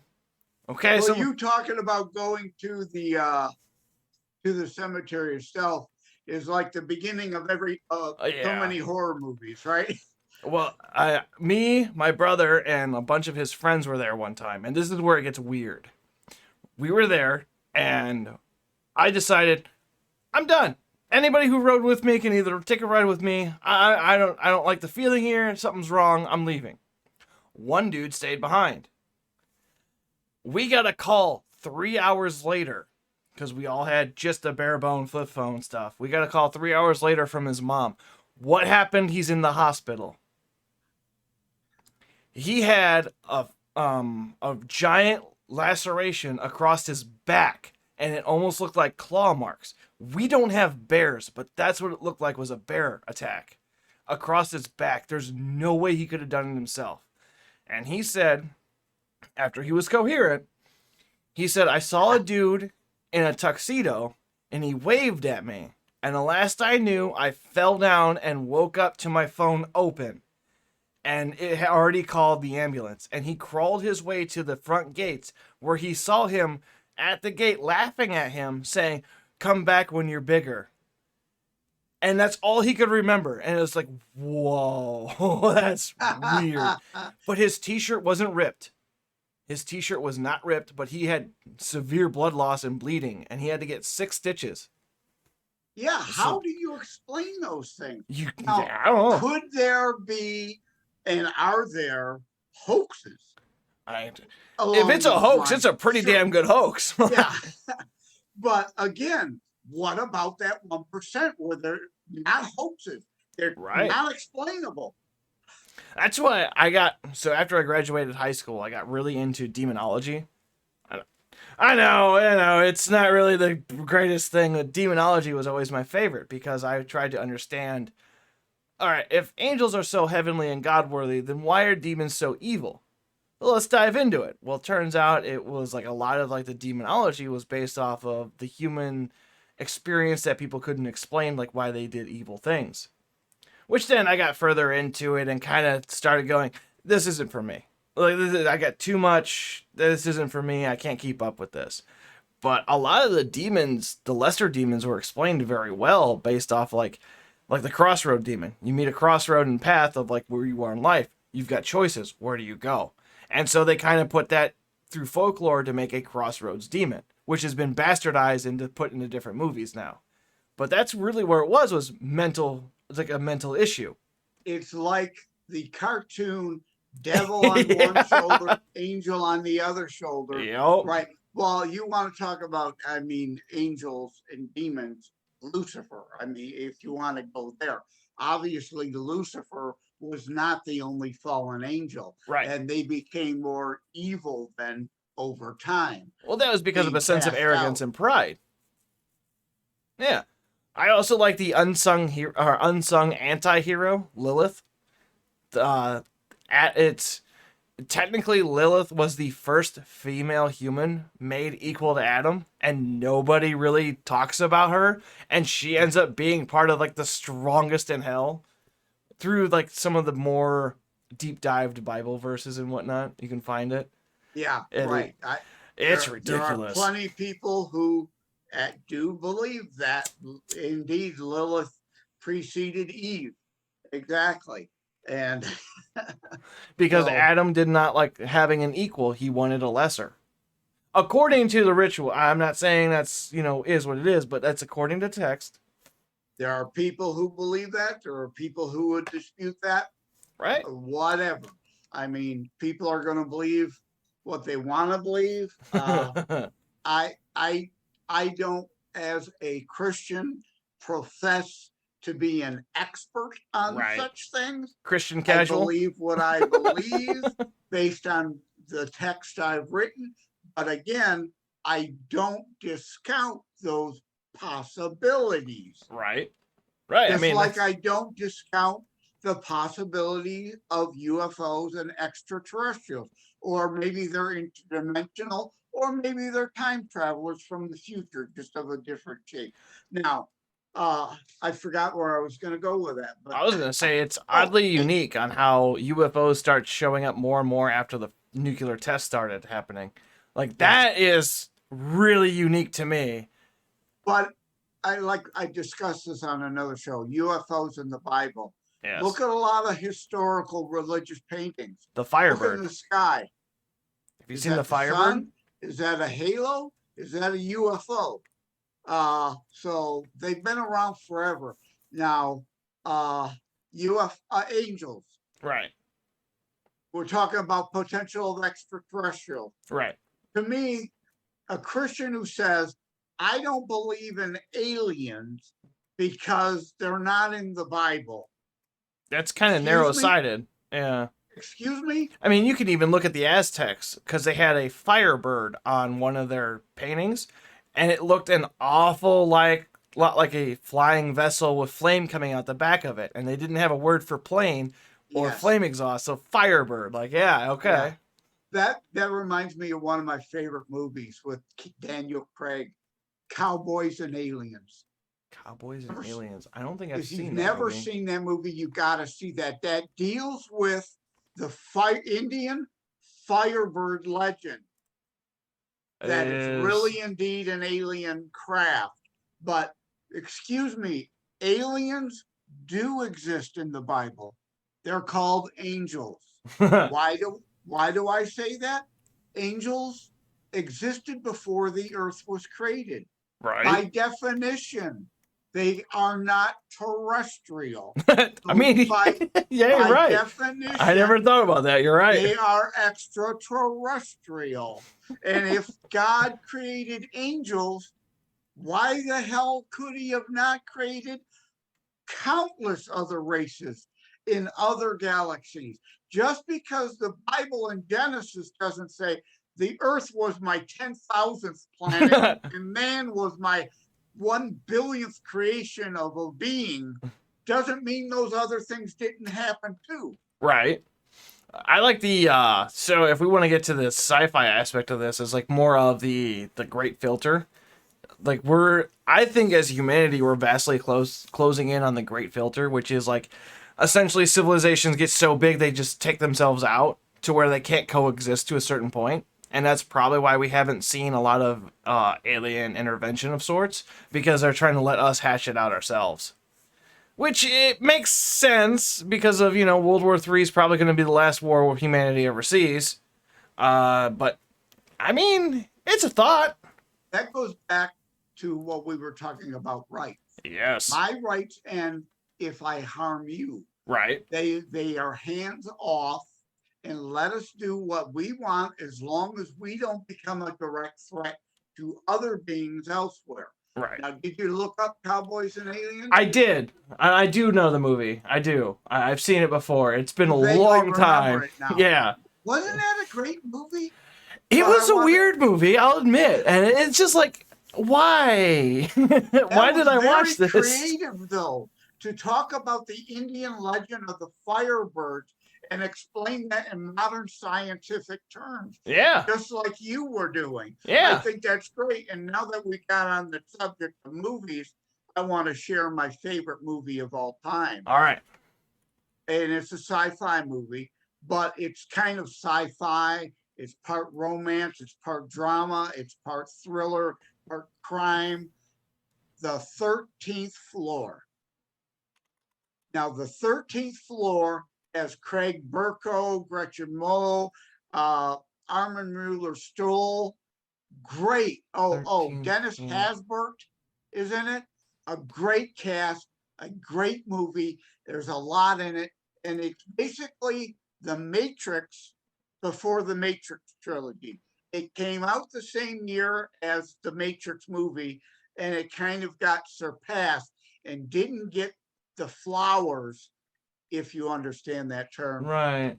they deserve for that movie, because Matrix kind of came and became the viral phenomena it did. But the Right. 13th Floor is based on an old science fiction book called Simulacron 3. The 13th Floor to me is a realistic film. It's something that could happen. That's why I love the movie so much. Think of the game Sim City, you know, right? Yeah. A virtual world. Yeah. And think of virtual reality glasses. Combine those. You've got what happens in Simulacron 3 and the 13th Floor. But that came out before the Sims Oh City yeah. ever came out. Yeah, according to So, this, SimCron 3 came out in 1964. oh, fantastic book. Oh Even yeah. better movie, The 13th Floor. You gotta see it. Now, I'm pretty sure the 13th unfortunately, when floor. somebody hypes a movie so much, you may be somewhat disappointed, because I'm hyping it up as the best movie ever made, in my opinion. So It looks like it was released in 99. yeah, it was same year as the first Matrix. Yeah. Yeah, I own 3 copies of it on DVD. You can also find alternate endings on it. And one of my favorite songs, to go back to music, is the Cardigans' Erase Rewind. That's the theme from the movie. And if you listen to the Cardigans' Erase Rewind song, it seems kind of odd. One of the line is, you know the difference in me's, me plural. And that won't make sense as a song until you see the movie. Then it's like, oh my God, that is brilliant writing. Brilliant. Because in the movie, there's the different levels of reality. The Right. modern day 1999 humans go into a simulation and interact with people based on people, those lives were coded based on other real people. So they meet people that were based on themselves in the simulation. And the point being, the difference in me's plural, like Gretchen Mol, the best movie she's ever made. Her playing different characters, but the same person, is amazingly brilliant. And Craig Bierko, who is also in a remake of War of the Worlds, he did a horrible job. The only movie I've ever seen this man in that he was brilliant at acting was The 13th Floor. And again, all these characters played 3 different parts, and just brilliant. So the way you're Brilliant. describing the 13th floors kind of reminds me of like a weird Dante's Inferno almost. I mean, it just at face value is what it sounds like, because you're talking about different people for different things, and like, yeah, that sounds like Dante's Inferno for some reason. In a very thin, obscure way, yeah. Different planes. Yeah, Yeah. you're talking about different realities and whatnot, and they each have to go Yeah. through them. Like, yeah, okay. I can. I don't know why I made that connection, but I did. Oh yeah. I'm not gonna wear you out for your next interview, am I? Oh no, no. Okay, good. I don't actually have another interview. I have a Zoom with Michael Gardner that I mentioned, his podcast, The Patriot Angle, Unfiltered, earlier. Okay. He's writing a book, Ah. and I'm helping him. Okay. So all right. I'm helping him write his book. Going to be introducing him to my self-publishing firm so that we can hopefully get it out before the upcoming election. So I'm helping him, and I don't want to jump the gun, but I think I will be writing the foreword for his book. So that's what's going on at 8:30. All right. Well, that's good then. I want to help others become authors too. It's not just about me and my book and my writing. a lot of different people have stories in them, Right. and I'm happy to help them come out. I Uh, mean, you know, everyone has stories in them. Yes, that's why I play the nerdiest game ever, Dungeons and Dragons, because I have a story and my players are the characters. I have a story completely written out. It's all on YouTube. They're playing through it. That that whole storyline is something I crafted myself that I can't put to words because only one person can write several people at one time until they start being too similar. Like you can write different personalities for each one, but when you have four different people with four different mindsets, they become the best characters ever because they're way out of your control. They're not part of your thought process. That is how the game is run, and it's great. yeah, I mean, in a way, I am my own author of sorts because I. yeah, in a different sense. And Yeah. since we kind of stumbled down that road, character development is what we're talking about here. Oh yeah. Because I've had people, Martin, Marten. My middle name is Martin, Martin. I've had people say, "Is that really based on you? Is that you?" And no, it's not. It's a fictional character. Now, obviously, aspects of my personality and my thought process and my life is written into various aspects of my different characters because, as they say, write about what you know. Yes. It's the easiest way to do it. So these are fictional characters, except for the chapters dealing in the historical fiction, the historical aspect, actual terrorists, Right. actual terror events and how they happened and how they could occur. Although the Tulsa chapter has to do with a train derailment and the potential of, was that terrorism or was that just an accidental train derailment? And it's somewhat fictionally dramatized to make a point, but it too was based on an event. And again, terror strikes coming soon to a city near you. If you live in the rural area, Yeah. they can derail a train Oh and yeah. affect your life. Oh yeah. That's coming. All it takes is Rail a cinder attack, block. yeah, rail attacks are a usual terrorist thing, and that's discussed in the book. In fact, Martin, my character, I said, is writing a book. His book is to be called Terrorist Tracks, Okay. and that's meant to be a play. Right. Tracks, as in Sherlock Holmes, following the footsteps, following their tracks, and tracks, railways. They Yeah. run on tracks. Yeah. It's meant to be a double entendre, but no sexual reference intended. Right. But like my title, Terror Strikes. Strikes is a double meaning word also. Strikes as in they attack. Strikes as in what? Baseball, balls and strikes. Baseball is involved in my book. I don't want to give too many Right. spoilers. Right. Those are just two references of words in this book that have multiple meaning. That's why I say this is very much an intellectual pursuit type book. All right. There are many levels to this. The main theme is terrorism, but there are a lot of sub themes, including the issue of suicide, because there's such a thing as survivor's guilt. Oh yeah. Those who survive an event and ask, why did they all die? Why did I survive? Yeah. And they have sometimes developed PTSD and suicidal tendency.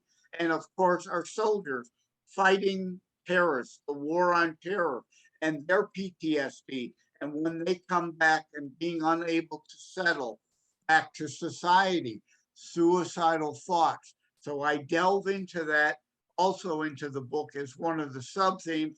And I know a lot about it because, to get personal here, I am a survivor of a failed suicide attempt in 2004. Oh I mean, wow. that's not something I'm proud of, obviously, not something I'm eager to share, but I feel it's part of this book's meaning and purpose in life, Yeah. to talk about that and deal with that subject and hopefully save others. Yeah, I can actually speak to experience with this one. A buddy of mine, he texted me one time, "Thanks for everything, goodbye." I made it from my house, which was about, it's normally a 30-minute drive to his house. I made it there in 10 minutes. And he had his arm cut open and I saved his life. And he cursed me for about a week and a half until he finally came and apologized to me. But that was probably one of the worst experiences because the police thought I was attacking him. Oh God. Oh no. I was like, I'm on the floor holding, because I was trained in basic first aid, so I knew he cut an artery, and I've got a towel wrapped around his arm holding pressure, and I've got my phone on the floor talking to the 911 operator, and the police are looking at me through the window, and I'm talking, and he's like, hands up, hands up. I'm like, he's gonna bleed out. I can't. And the operator's like, no, that's him. Like, and then it was guns drawn, aimed at the window, pointed at me, and I'm just like, what do you want me to do? Get me a stretcher. That's an amazing story. And the point here is, and he realized it later, people, you may not understand it if you are having suicidal thoughts out there. You may not understand it right now. Don't listen to those demons, to go back to that, in your head. Every life has a point and a purpose. You may not understand it. You may not. And since we discussed movies, I like to talk about, and this is in the book. It's part of the blog within the book, because I wrote a blog regarding suicide, and I adapted it to be Martin's. In the book, it's a blog of Martin's blog, but he talks about a friend who attempts suicide. That fictional friend there is me. Okay. And my suicide attempt. Is that like, I need advice for a friend of mine, but it's totally you kind of thing? But it's a wonderful life. People like to make fun of that movie, but think about that movie. Be somebody's Clarence. Remember, in the movie, Clarence was sent down as an angel of mercy to prevent George from committing suicide. You can be somebody's Clarence. Now, not everybody's life is dramatic as George's, obviously. Right. That's a movie, it's a story, it's meant to over dramatize to make a point. But so you may not have stopped a pharmacist from poisoning a child who would have died and then destroyed both that family and the pharmacist's life. You may not have done that in your life, but believe me, there are little things in your life that you have done to make a difference. Now, let me end this discussion on this. Let's say, let me use you as an example and your friend. You saved your friend's life. Yeah. Your friend then gets married, has a child, which then goes on and grows up to cure cancer. Yeah.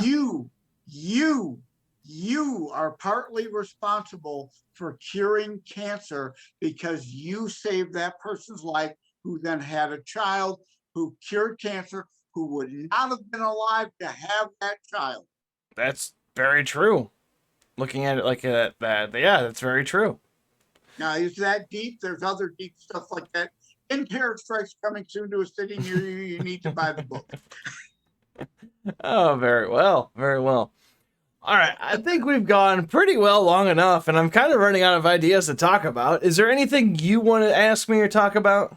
Well, we did go down. We went down a lot of roads. Weird roads that I mentioned on Matchmaker FM. Yeah. We were discussing before. We did talk about UFOs. We did talk about ghosts. We did talk about orbs. So, yeah, all the kind of strange stuff I thought would make it to your roads of weirdo to go down. I mean, anything's fair game. And I don't want to call it weird. I wouldn't call it weird. It's just slightly different, and definitely not something that's often discussed in the mainstream. Oh, yeah. There are important discussions to have.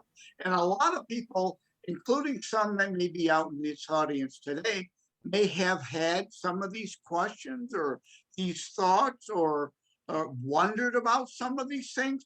But unless if you're on the Paranormal channel Right. or some of the more obscure channels on cable or now online on the internet, these things aren't discussed very often. Right. I think the weirdest thing I've heard, I have not experienced this, I don't know who this person is, but I've heard this story. And I've heard this a couple of times from different sources. Essentially, this guy was wigged out of his mind, right? And he went to the woods. He was high on some different drugs and he went to the woods. And he claimed that God talked to him. And then he came back from the woods and he completely changed his whole mindset. He got his act together and now he's running almost a Fortune 500 company. Like he's just changed his life around completely. And it kind of ties into like the suicide thing you were talking about, like helping somebody move forward. That's a great thing to think about sometimes. Like, and I think we need to bring back the Random Acts of Kindness campaign. Do you remember how that fast that died? Yeah. That died real fast. Yeah. Now, whether that was God or just some chemical delusion because of the drug, I don't know. I don't care. I'm glad it happened. Scared him shitless enough never to touch drugs again. So I don't know. That's never a bad thing. Right. That's good. And you mentioned random acts of kindness. I like to call them acts of random kindness. Acts of random arcs. Okay. Like Noah's Ark. Ah, nice play. And that's not an original thought. I steal that from the God Almighty movie series. the movie Evan Almighty. Yeah. Ark. Acts of random kindness. They matter. Make a difference in the world. Right. That doesn't have to be a religious thing. You can be an atheist and be moral. Look at Penn of Penn and Teller fame. You know, the magicians. Yeah. Penn is an atheist, but he's a very moral person. Doing the right thing doesn't have to be based on religion. It is just based on the common adage and common sense of treat others like you'd like to be treated. Well, I think that's because, if we want to get into this, it's because like most of Americans have been raised with the Judeo-Christian values. And so like even though a lot of them are like, yeah, I'm atheist, but you don't believe in murdering people. So obviously that's part of the Judaic-Christian values, the Black Rock's formulation. That's the words. And there doesn't have to be religion there, though. It Right. can just be. But the morals come from it. I understand my freedoms and my rights and that inhibiting yours. Killing you, again, then ends your ability at life, liberty, and pursuit of happiness. Right. So, but yes, our nation was founded on Judeo-Christian ethics. Right. Look at the Supreme Court building. The 10 Commandments are on it. Yep. Our laws are mostly based on biblical tenets, and you can't get away from that. A lot of common sayings, and I'm sorry, I'm drawing a blank right now, but a lot of common phraseology you'll hear somebody mention an adage, Right. and a lot of those have biblical roots. Oh yeah. But people don't realize it. They don't know it. Right. Be your brother's keeper. Right. A lot of people will spout that, not knowing and understanding that's a biblical tenet. Right. Yeah, that's why I try to stay. I'm pretty much an agnostic. I really, I don't know. I'm not really an atheist because I feel like, no, there's got to be something. But it's just like, I understand like a lot of what's going on, and I'm not really against nor for it. I'm really center of the road-ish on everything when it comes to this. So it's like, I'm okay. Like I can talk. I have talked to an Israelite before, and we've had interesting discussions on like what the intentions of God and whatnot. And surprisingly, I've asked him, like, come on, let's do an Israelite talk. I'll bring on some kind of pastor and we'll have a 3-way discussion about this and see, like, duke it out. And a lot of the times they're just, no, we'll probably agree more than disagree on a lot of things. Like, it's going to be a useless conversation. Even technically, most of the tenets of Islam also agree, because you got to remember, Islam, a lot of people would say, and I say this in the book, again, everything in this book isn't necessarily what I believe. It's meant to be controversial, right, to make a point and create a discussion. There are a lot of people who say that Islam is a Me Too religion. Muhammad was jealous of the Christian and Judeo religions, so he copied them to create Islam, because the Quran starts off with Genesis. right. Moses is in the Quran. Yes. Noah is in the Quran. So Islam is considered to be the natural progression from Judaism to Christianity. Now, again, what you believe, what you choose to believe, I'm not arguing for or against anything. I'm just saying, right. Okay? Food for thought. Right. And I wrote down a note. You see me every once in a while going off to the side there. I make a quick note so I don't forget something. Intelligent design is what you were hinting at. And remember Ben Stein, the economist, who also had a game show, Win Ben Stein's Money? Do you No. vaguely remember that? Okay, No. that was a long time ago. Ben Stein, he's an economist. He's also kind of a comedian. He had a game show called Win Ben Stein's Money, and you can look that up. But he's behind a film called Expelled, and I highly recommend people see that documentary. It's all about expelling religion from the schools and for the theory of evolution. And God can explain the Big Bang, but Big Bang can't explain God. And Expelled, the documentary, is all about not talking about God, but some form of creator and an intelligent design, which means if there's an intelligent design, somebody created it. Now, if I make a snowman out front of my house in the winter, right? Some kid comes along and says, "That's a nice snowman. Did you create it?" No, it just evolved that way. Snowflakes just happen to all come together and create this snowman. That's basically what Darwin's theory of evolution is. In some degrees, yes. There's an intelligent design there. There's no denying there's an intelligent design. The mathematics behind things, the symmetry of so many things, the ability of the ears and the eyes to believe that an eyeball, with all its complications, could just miraculously out of sludge come into being is an absurd notion to me. There's intelligence behind this. Yeah. Whether you call that God or aliens is up to you. Well, I believe a halfway point, because we actually have been able to see evolution in our own lifetime. Micro. Exactly. Micro versus macro. And I'm gonna macro.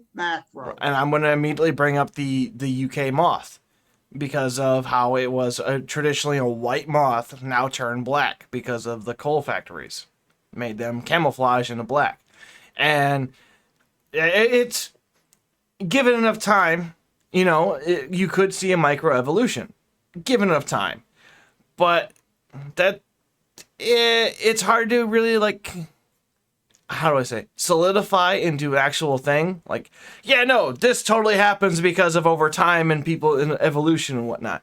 I get it, but you would need extra extraordinary circumstances to get something to evolve that way that fast. To evolve from primordial soup to amoebas to bacteria to amoebas to fish to then crawl on land and then become upright humans. Right. It's just an absurd notion to me. Now, are we all connected in some way? Yeah, because we have shared DNA.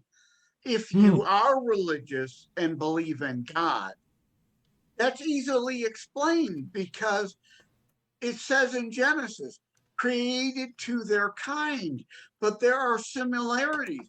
Fish have eyes, we have eyes.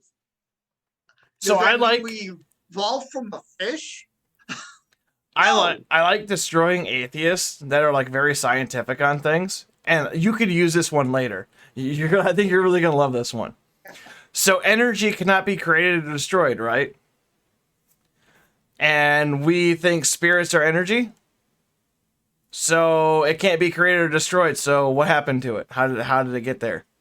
That's a good one, but I'm glad you mentioned science because I kind of want to go down that road. All right. Darwinism. Okay. People talk about evolution. Okay. It's not fact. It is a theory. Darwin's theory of evolution. Yes. Science, fact, means it is reproducible and undeniable in a lab. Nowhere in a lab have they ever, nor will they ever be able to take all the elements, throw them into a petri dish, and have life crawl out of it. It will never happen. Actually, I have one for this. Somebody turned a plant into meat. Oh, yeah. Living meat. Okay. And they can reproduce it. So technically the plant turned to a plant-based to a protein-based meat structure, creating a life of sorts.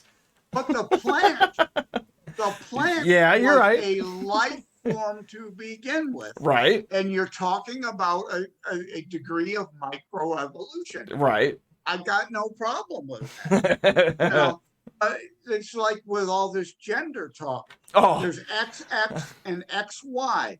Biological science, undeniable. All the rest is a mutation, is a defect, is a mental disorder. Right, but I have to be careful with what I say while I'm streaming on Twitch when it comes to the trans community. Sadly, yeah, I understand. Which brings us back to Dave Chappelle again. You know what? Dave Chappelle, because I wrote an article on this. There's nothing about this in the book, but you know, Dave Chappelle at the end of the closer show spends 15 minutes talking about his trans friend Daphne, who committed suicide, driven to suicide by other trans individuals, shaming her for being Chappelle's friend. Dave Chappelle is not transphobic. Dave Chappelle did more for the I hate to use the word normalization, but for the acceptance and tolerance of trans people than any of these trans activists have ever done, in my opinion. And I have no problem with gay people. I have gay friends. They know my Christian stand on gayness and traditional marriage versus civil unions. We can be friends because we are reasonable people and we can have that disagreement. They know I love them. Right. And I want the best for them. And I am concerned about them.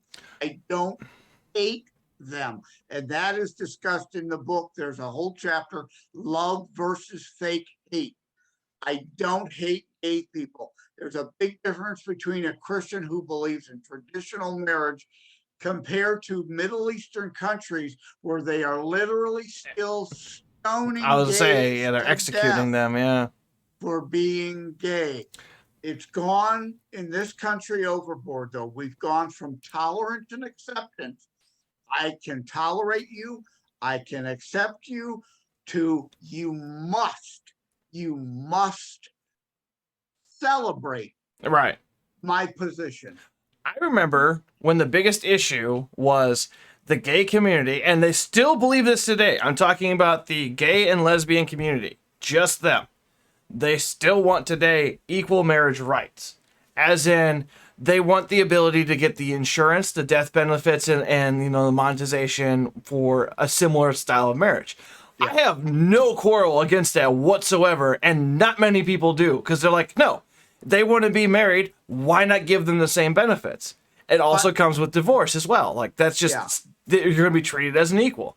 But as a Christian, right, I do believe in traditional marriage. Marriage as an institution has been between one man and one woman since the beginning of time, whether it's 10,000 years right, or billions of years, if you believe in Big Bang and evolution. right. It's always been that way. So I am all for civil unions to grant them identical rights.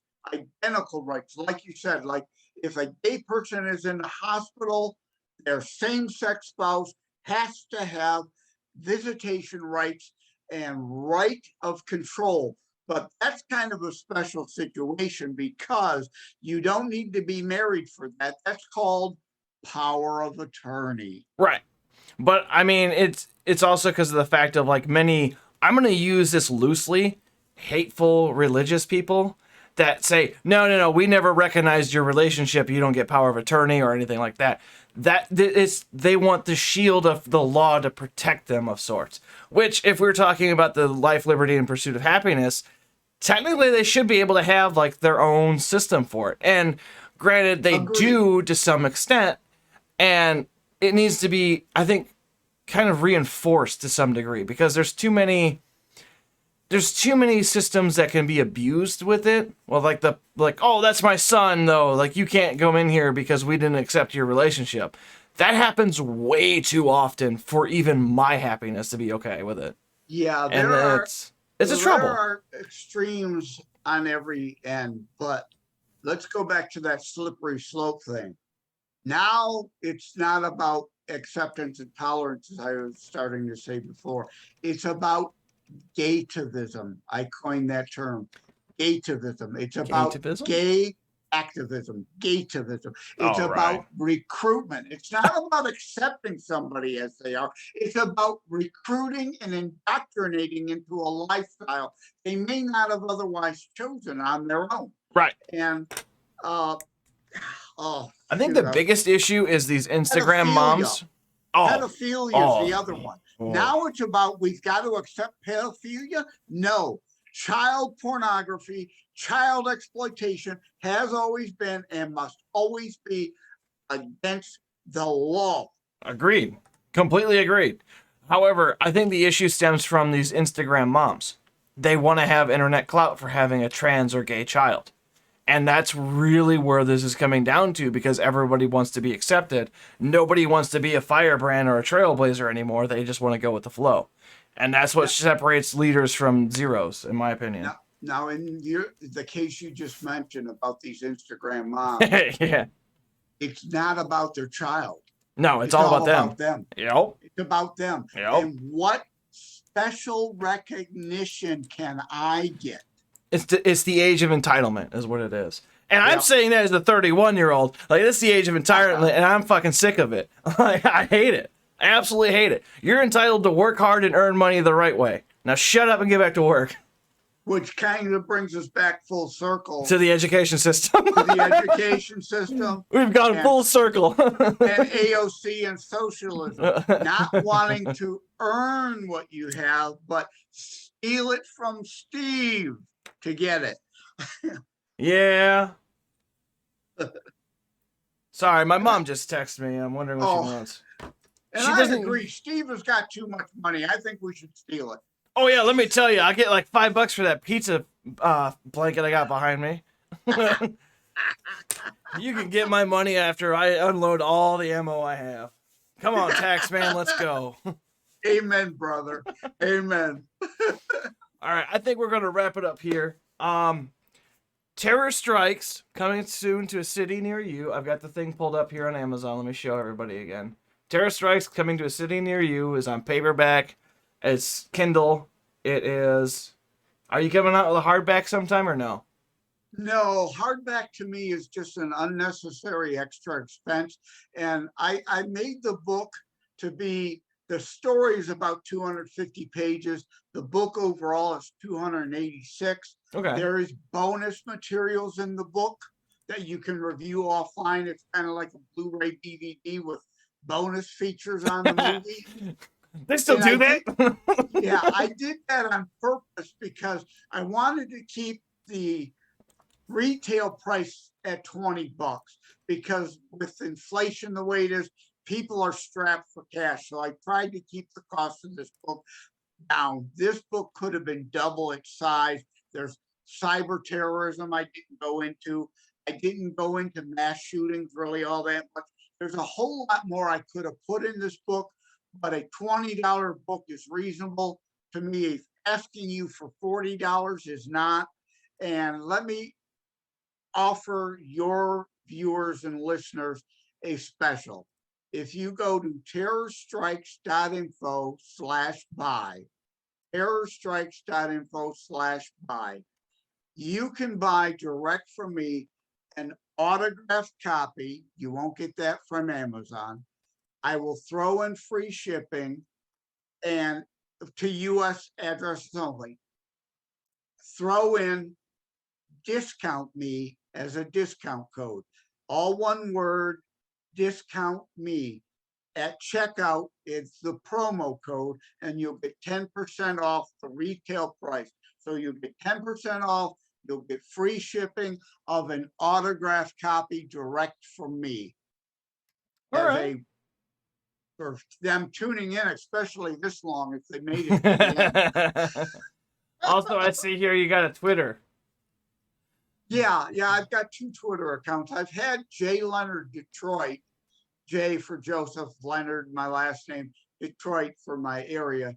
J. Lenard Detroit on like a dozen different social media platforms. I also have J. Lenard Author on Twitter. J. Lenard So Author? yeah, J. Lenard Detroit. Look me up on virtually any social media platform and you'll find me. I'm on Gab, I'm on Twitter, I'm on Getter, I'm on MeWe, I'm on Freely, I'm on Locals. You know, I'm not on Truth Social yet because that's strictly a mobile app at this point, and I do my stuff on my laptop. My phone is my phone and my text device. I don't use I use Waze for getting around. But So the True I don't do Social. social media on my phone. I hate that small screen, which So leads me to Kindle. I really, really, if you can only afford $7, you can download the Kindle version if you have a Kindle. But let me warn you, again, I talk about this book being very different and there being a blog within a book. There's various different formatting and fonts in this book. It's a lot easier to follow the book with an actual physical copy of the book in front of you, 6x9 size. It's harder to follow on a Kindle, but if all you can afford is $7, it is indeed exclusively an ebook available through Kindle. all right. I see here that on your author Twitter page, you don't really have that much going on, but your actual Twitter page, you got like 7,000 some followers. Like you're going business, man. You got way more than me. Well, let me throw in a story about Twitter Oh because boy. I had 20,000 followers at one time, Okay. but I am what's called one of the mighty 200. Well, what is that? Politico and Hillary Clinton in 2016 as part of the starting of the Russian collusion hoax targeted me and 199 other people on Twitter as supposed Russian assets or Russian bots. It was the whole start of the Russian collusion thing they tried to then use against Trump. I am part of the mighty 200 that Hillary Clinton attacked on Twitter, and they purged a bunch of us. Hey. So I'm well under 10,000 followers now, whereas I used to be at 20,000. and was growing. So yeah, my Twitter count is low compared to what I used to be. Yeah, I got a whopping 13. Yeah, I'm a small fry compared to you. yeah, I'm still shadow banned on Twitter. It's hard to find me unless if you know my handle, J Leonard Detroit, and type it in accurately in the search, you won't find me. See, all I had to do was type in Joseph Lenard and you came right up. My J Leonard Detroit or the J Leonard author? Detroit. Oh, okay. All I had to do was type in Joseph Lenard and you came right up to number one. Things are starting to change a bit since Elon has been putting pressure on them. Well, I mean, if we want to get into it, Elon just recently today is going to court over the over the bot information, and Yeah. there's really not much more I can add to the conversation, but like, I think it's awfully convenient that the left lost a lot of followers and the right gained more followers since the buyout was announced. I'm not saying something's fucky, but something's fucky. Like something's wrong. Well, some of that's natural. Right. I mean, also when the censorship was going on during Yeah. the censorship of conservatives, again, I was shadow banned before. Right. Uh, a lot of conservatives left Oh yeah, they Twitter did. for Parler, which I'm on there too, and and Getter and MeWe, the other platform. Right. So now that Elon may buy it and potentially bring balance back, heaven forbid there actually be balance and actual free speech. It's not like the leftists will be censored now. They won't be, but I think some of this is natural. Some of them are leaving also. They are going elsewhere. So some of the account declines is a natural thing, people deactivating an account, but some of it is fuckery, as you said. Well, it's true. How else are you going to describe it? Something weird's going on.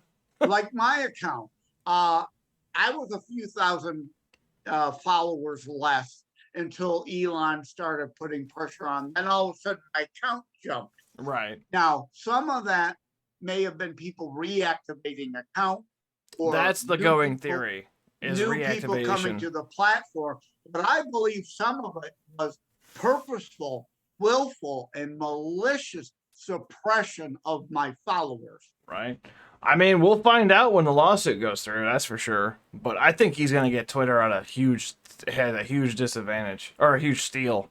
I don't think he's going to pay the 46. I think he's going to pay probably somewhere around 32, which is still a lot of money, but I really don't think he's going to pay as much as the expected price was to be.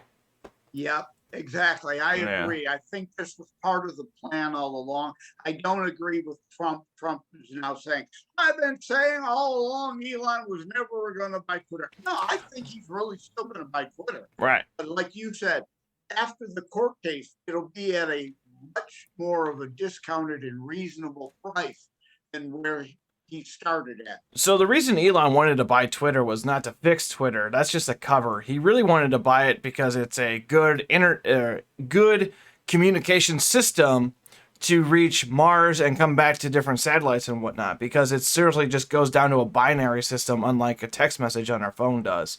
So you could upload relatively quickly to reach Mars and back to Earth very fast based off of the Twitter software. Yeah, but I'm very happy about the side effect about positive. I mean, I'm not saying no. Like, it's working, that's for sure. I hope it keeps working. I'd like to see Twitter go back to being, useful. Yeah, yeah. Well, there's a lot of people who attack me. Why are you still on Twitter? Or they had before Elon, because I understand that's where some of the battles are. Right. And I'm not willing to surrender. Right. I'm sorry. If you left Twitter, you're a coward. Yeah. You didn't stay and fight. I'm in the fight. Right. Now, I shouldn't say that to potential book buyers, but I'm sorry. If you left Twitter because you didn't want to hang around and fight, that makes you lazy and a coward. Right. Well, Get in the game, fight. Fight for your rights. Fight for your beliefs. That's why I use Rumble as a backup, because it's more of a free speech software. Everything goes to YouTube, Twitch, and everything else, but everything also goes to Rumble, Odyssey, and BitChute. just because like, you know, for one thing, it's like, yeah, spread your awareness, you know, social media and all that aspect, but I'm dog shit at social media. I really am. I am terrible at it. I don't know how I've made it this far, to be honest. Yeah. Well, I'm glad you mentioned YouTube because Jay Leonard Detroit is my YouTube channel too. Is it now?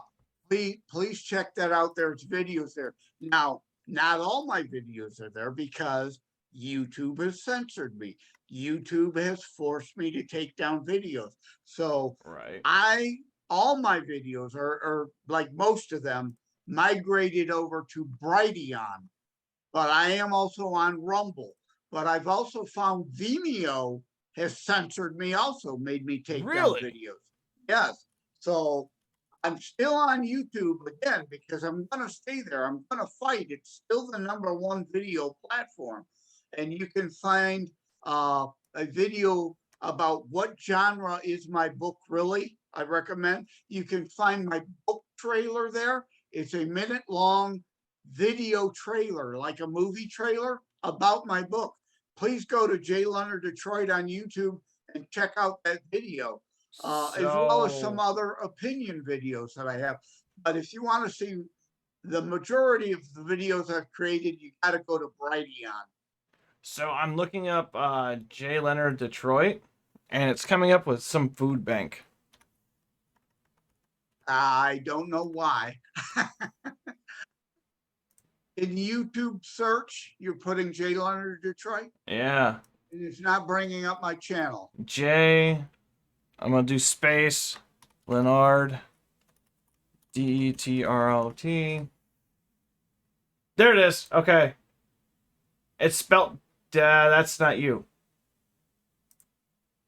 If you got the right channel, you'll see me, the bald guy, in my camo pants, which I'm wearing. Well, you can't see it now. I'm not showing on the video. That the shirt I'm wearing is black and it's got a fake suicide vest on it. Yeah, no, I'm sorry, but I can't find your YouTube channel. You know what? Let me do this real quick. I don't know what.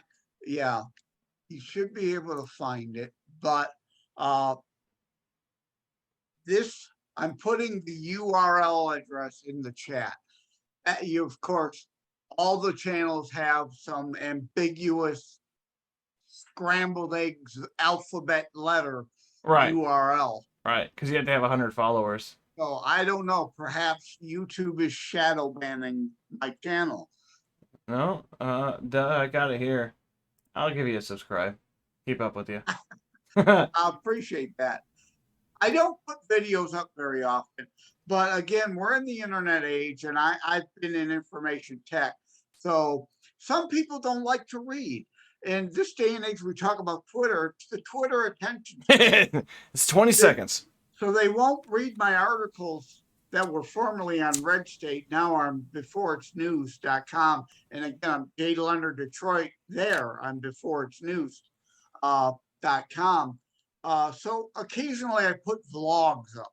Right. You know, because what was it? Tim Allen and what was Last Man Standing show? Yeah. He did the vlogs at the end that, you know, so a lot of people are into vlogs now. So every once in a while I get wound up and think, well, a 10-minute video will be better than me writing a 2,000-word thesis on a subject. Yeah, that's true. You'll see some of my rants and raves on there. Yeah. All right. And again, it is, if I can find the goddamn button here, it is Terror Strikes Coming to a City Near You on Amazon or on your Terror Strikes info /buy-now. That is where you can find the book for the autograph and the free shipping.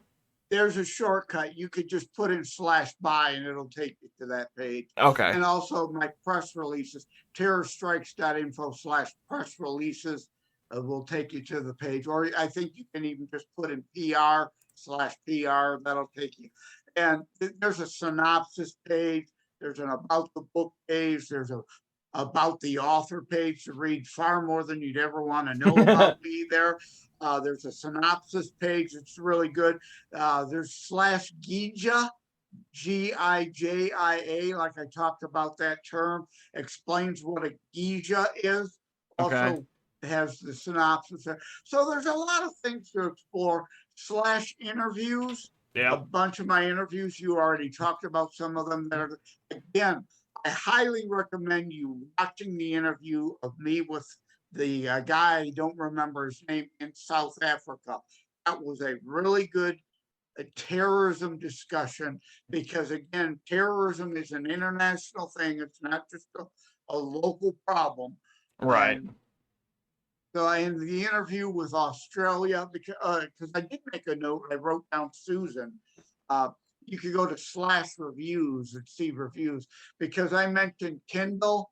You may not read well there. Well, Susan Pearson out of Australia, and there is an interview with somebody in Australia, and we talk about Susan, didn't get the book. And that's inevitable. Not everybody's going to get it. Not everybody's going to understand it. Not everybody's going to like it. I get that. So I highlight her review on my reviews page. Okay. And then I do a rebuttal. Kindle isn't the best place to read my book. So that may have had some factor. The other factor is maybe she didn't like the politics, so she then decided to attack me. I don't know if it was an honest, just not really getting it, or if it was trolling me. All right.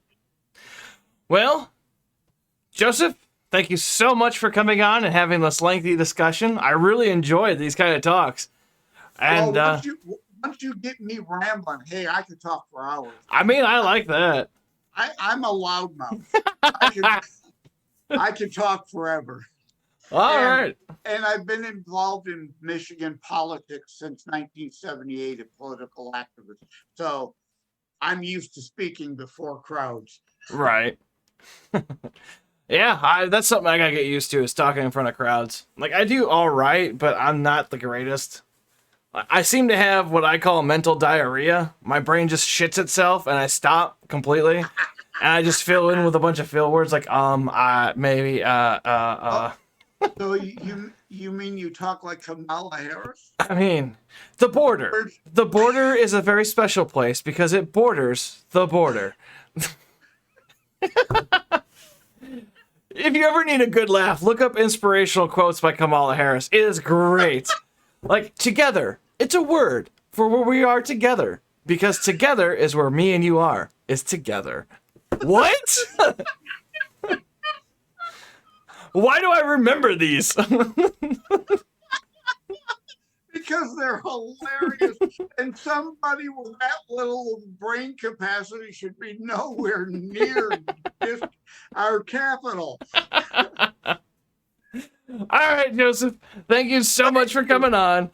Thank you. I really appreciate this, Steve. Yeah. I really do. It's a great honor to be able to be on your show. Well, actually, I should be thanking you. You've got more followers.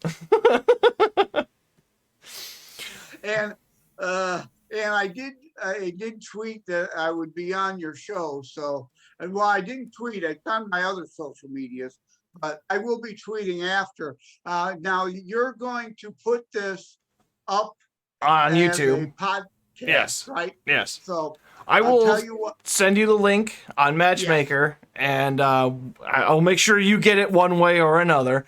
I do have some small editing to do, but it's not much. I got to make sure all the audio sounds right. It's my usual thing. I just kind of listen through it. Yep.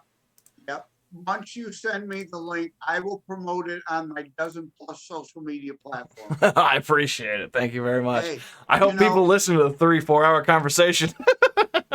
Life is always a give and take. You're helping me. I want to help you. Right. That's part of my Christian nature. Well, thank you very much. I'm going to go see what my mother wants. It sounds terrible. She lives next door. Like, I'm so far away from home. Yeah. So she could literally, if in the summer you have your windows open, she could yell out one of her windows into one of your open windows to yell at you. Yeah, it's almost like the sitcom Everybody Loves Raymond. It's pretty good. I was thinking what was the other Tim Allen one? Home Improvement. Oh yeah, home improvement. Over the fence. Yeah. Yeah, pretty All right. much. Well, I'm sorry. I have drugged you down so many rabbit holes. Oh, are you kidding me? It's just mental gymnastics at some point.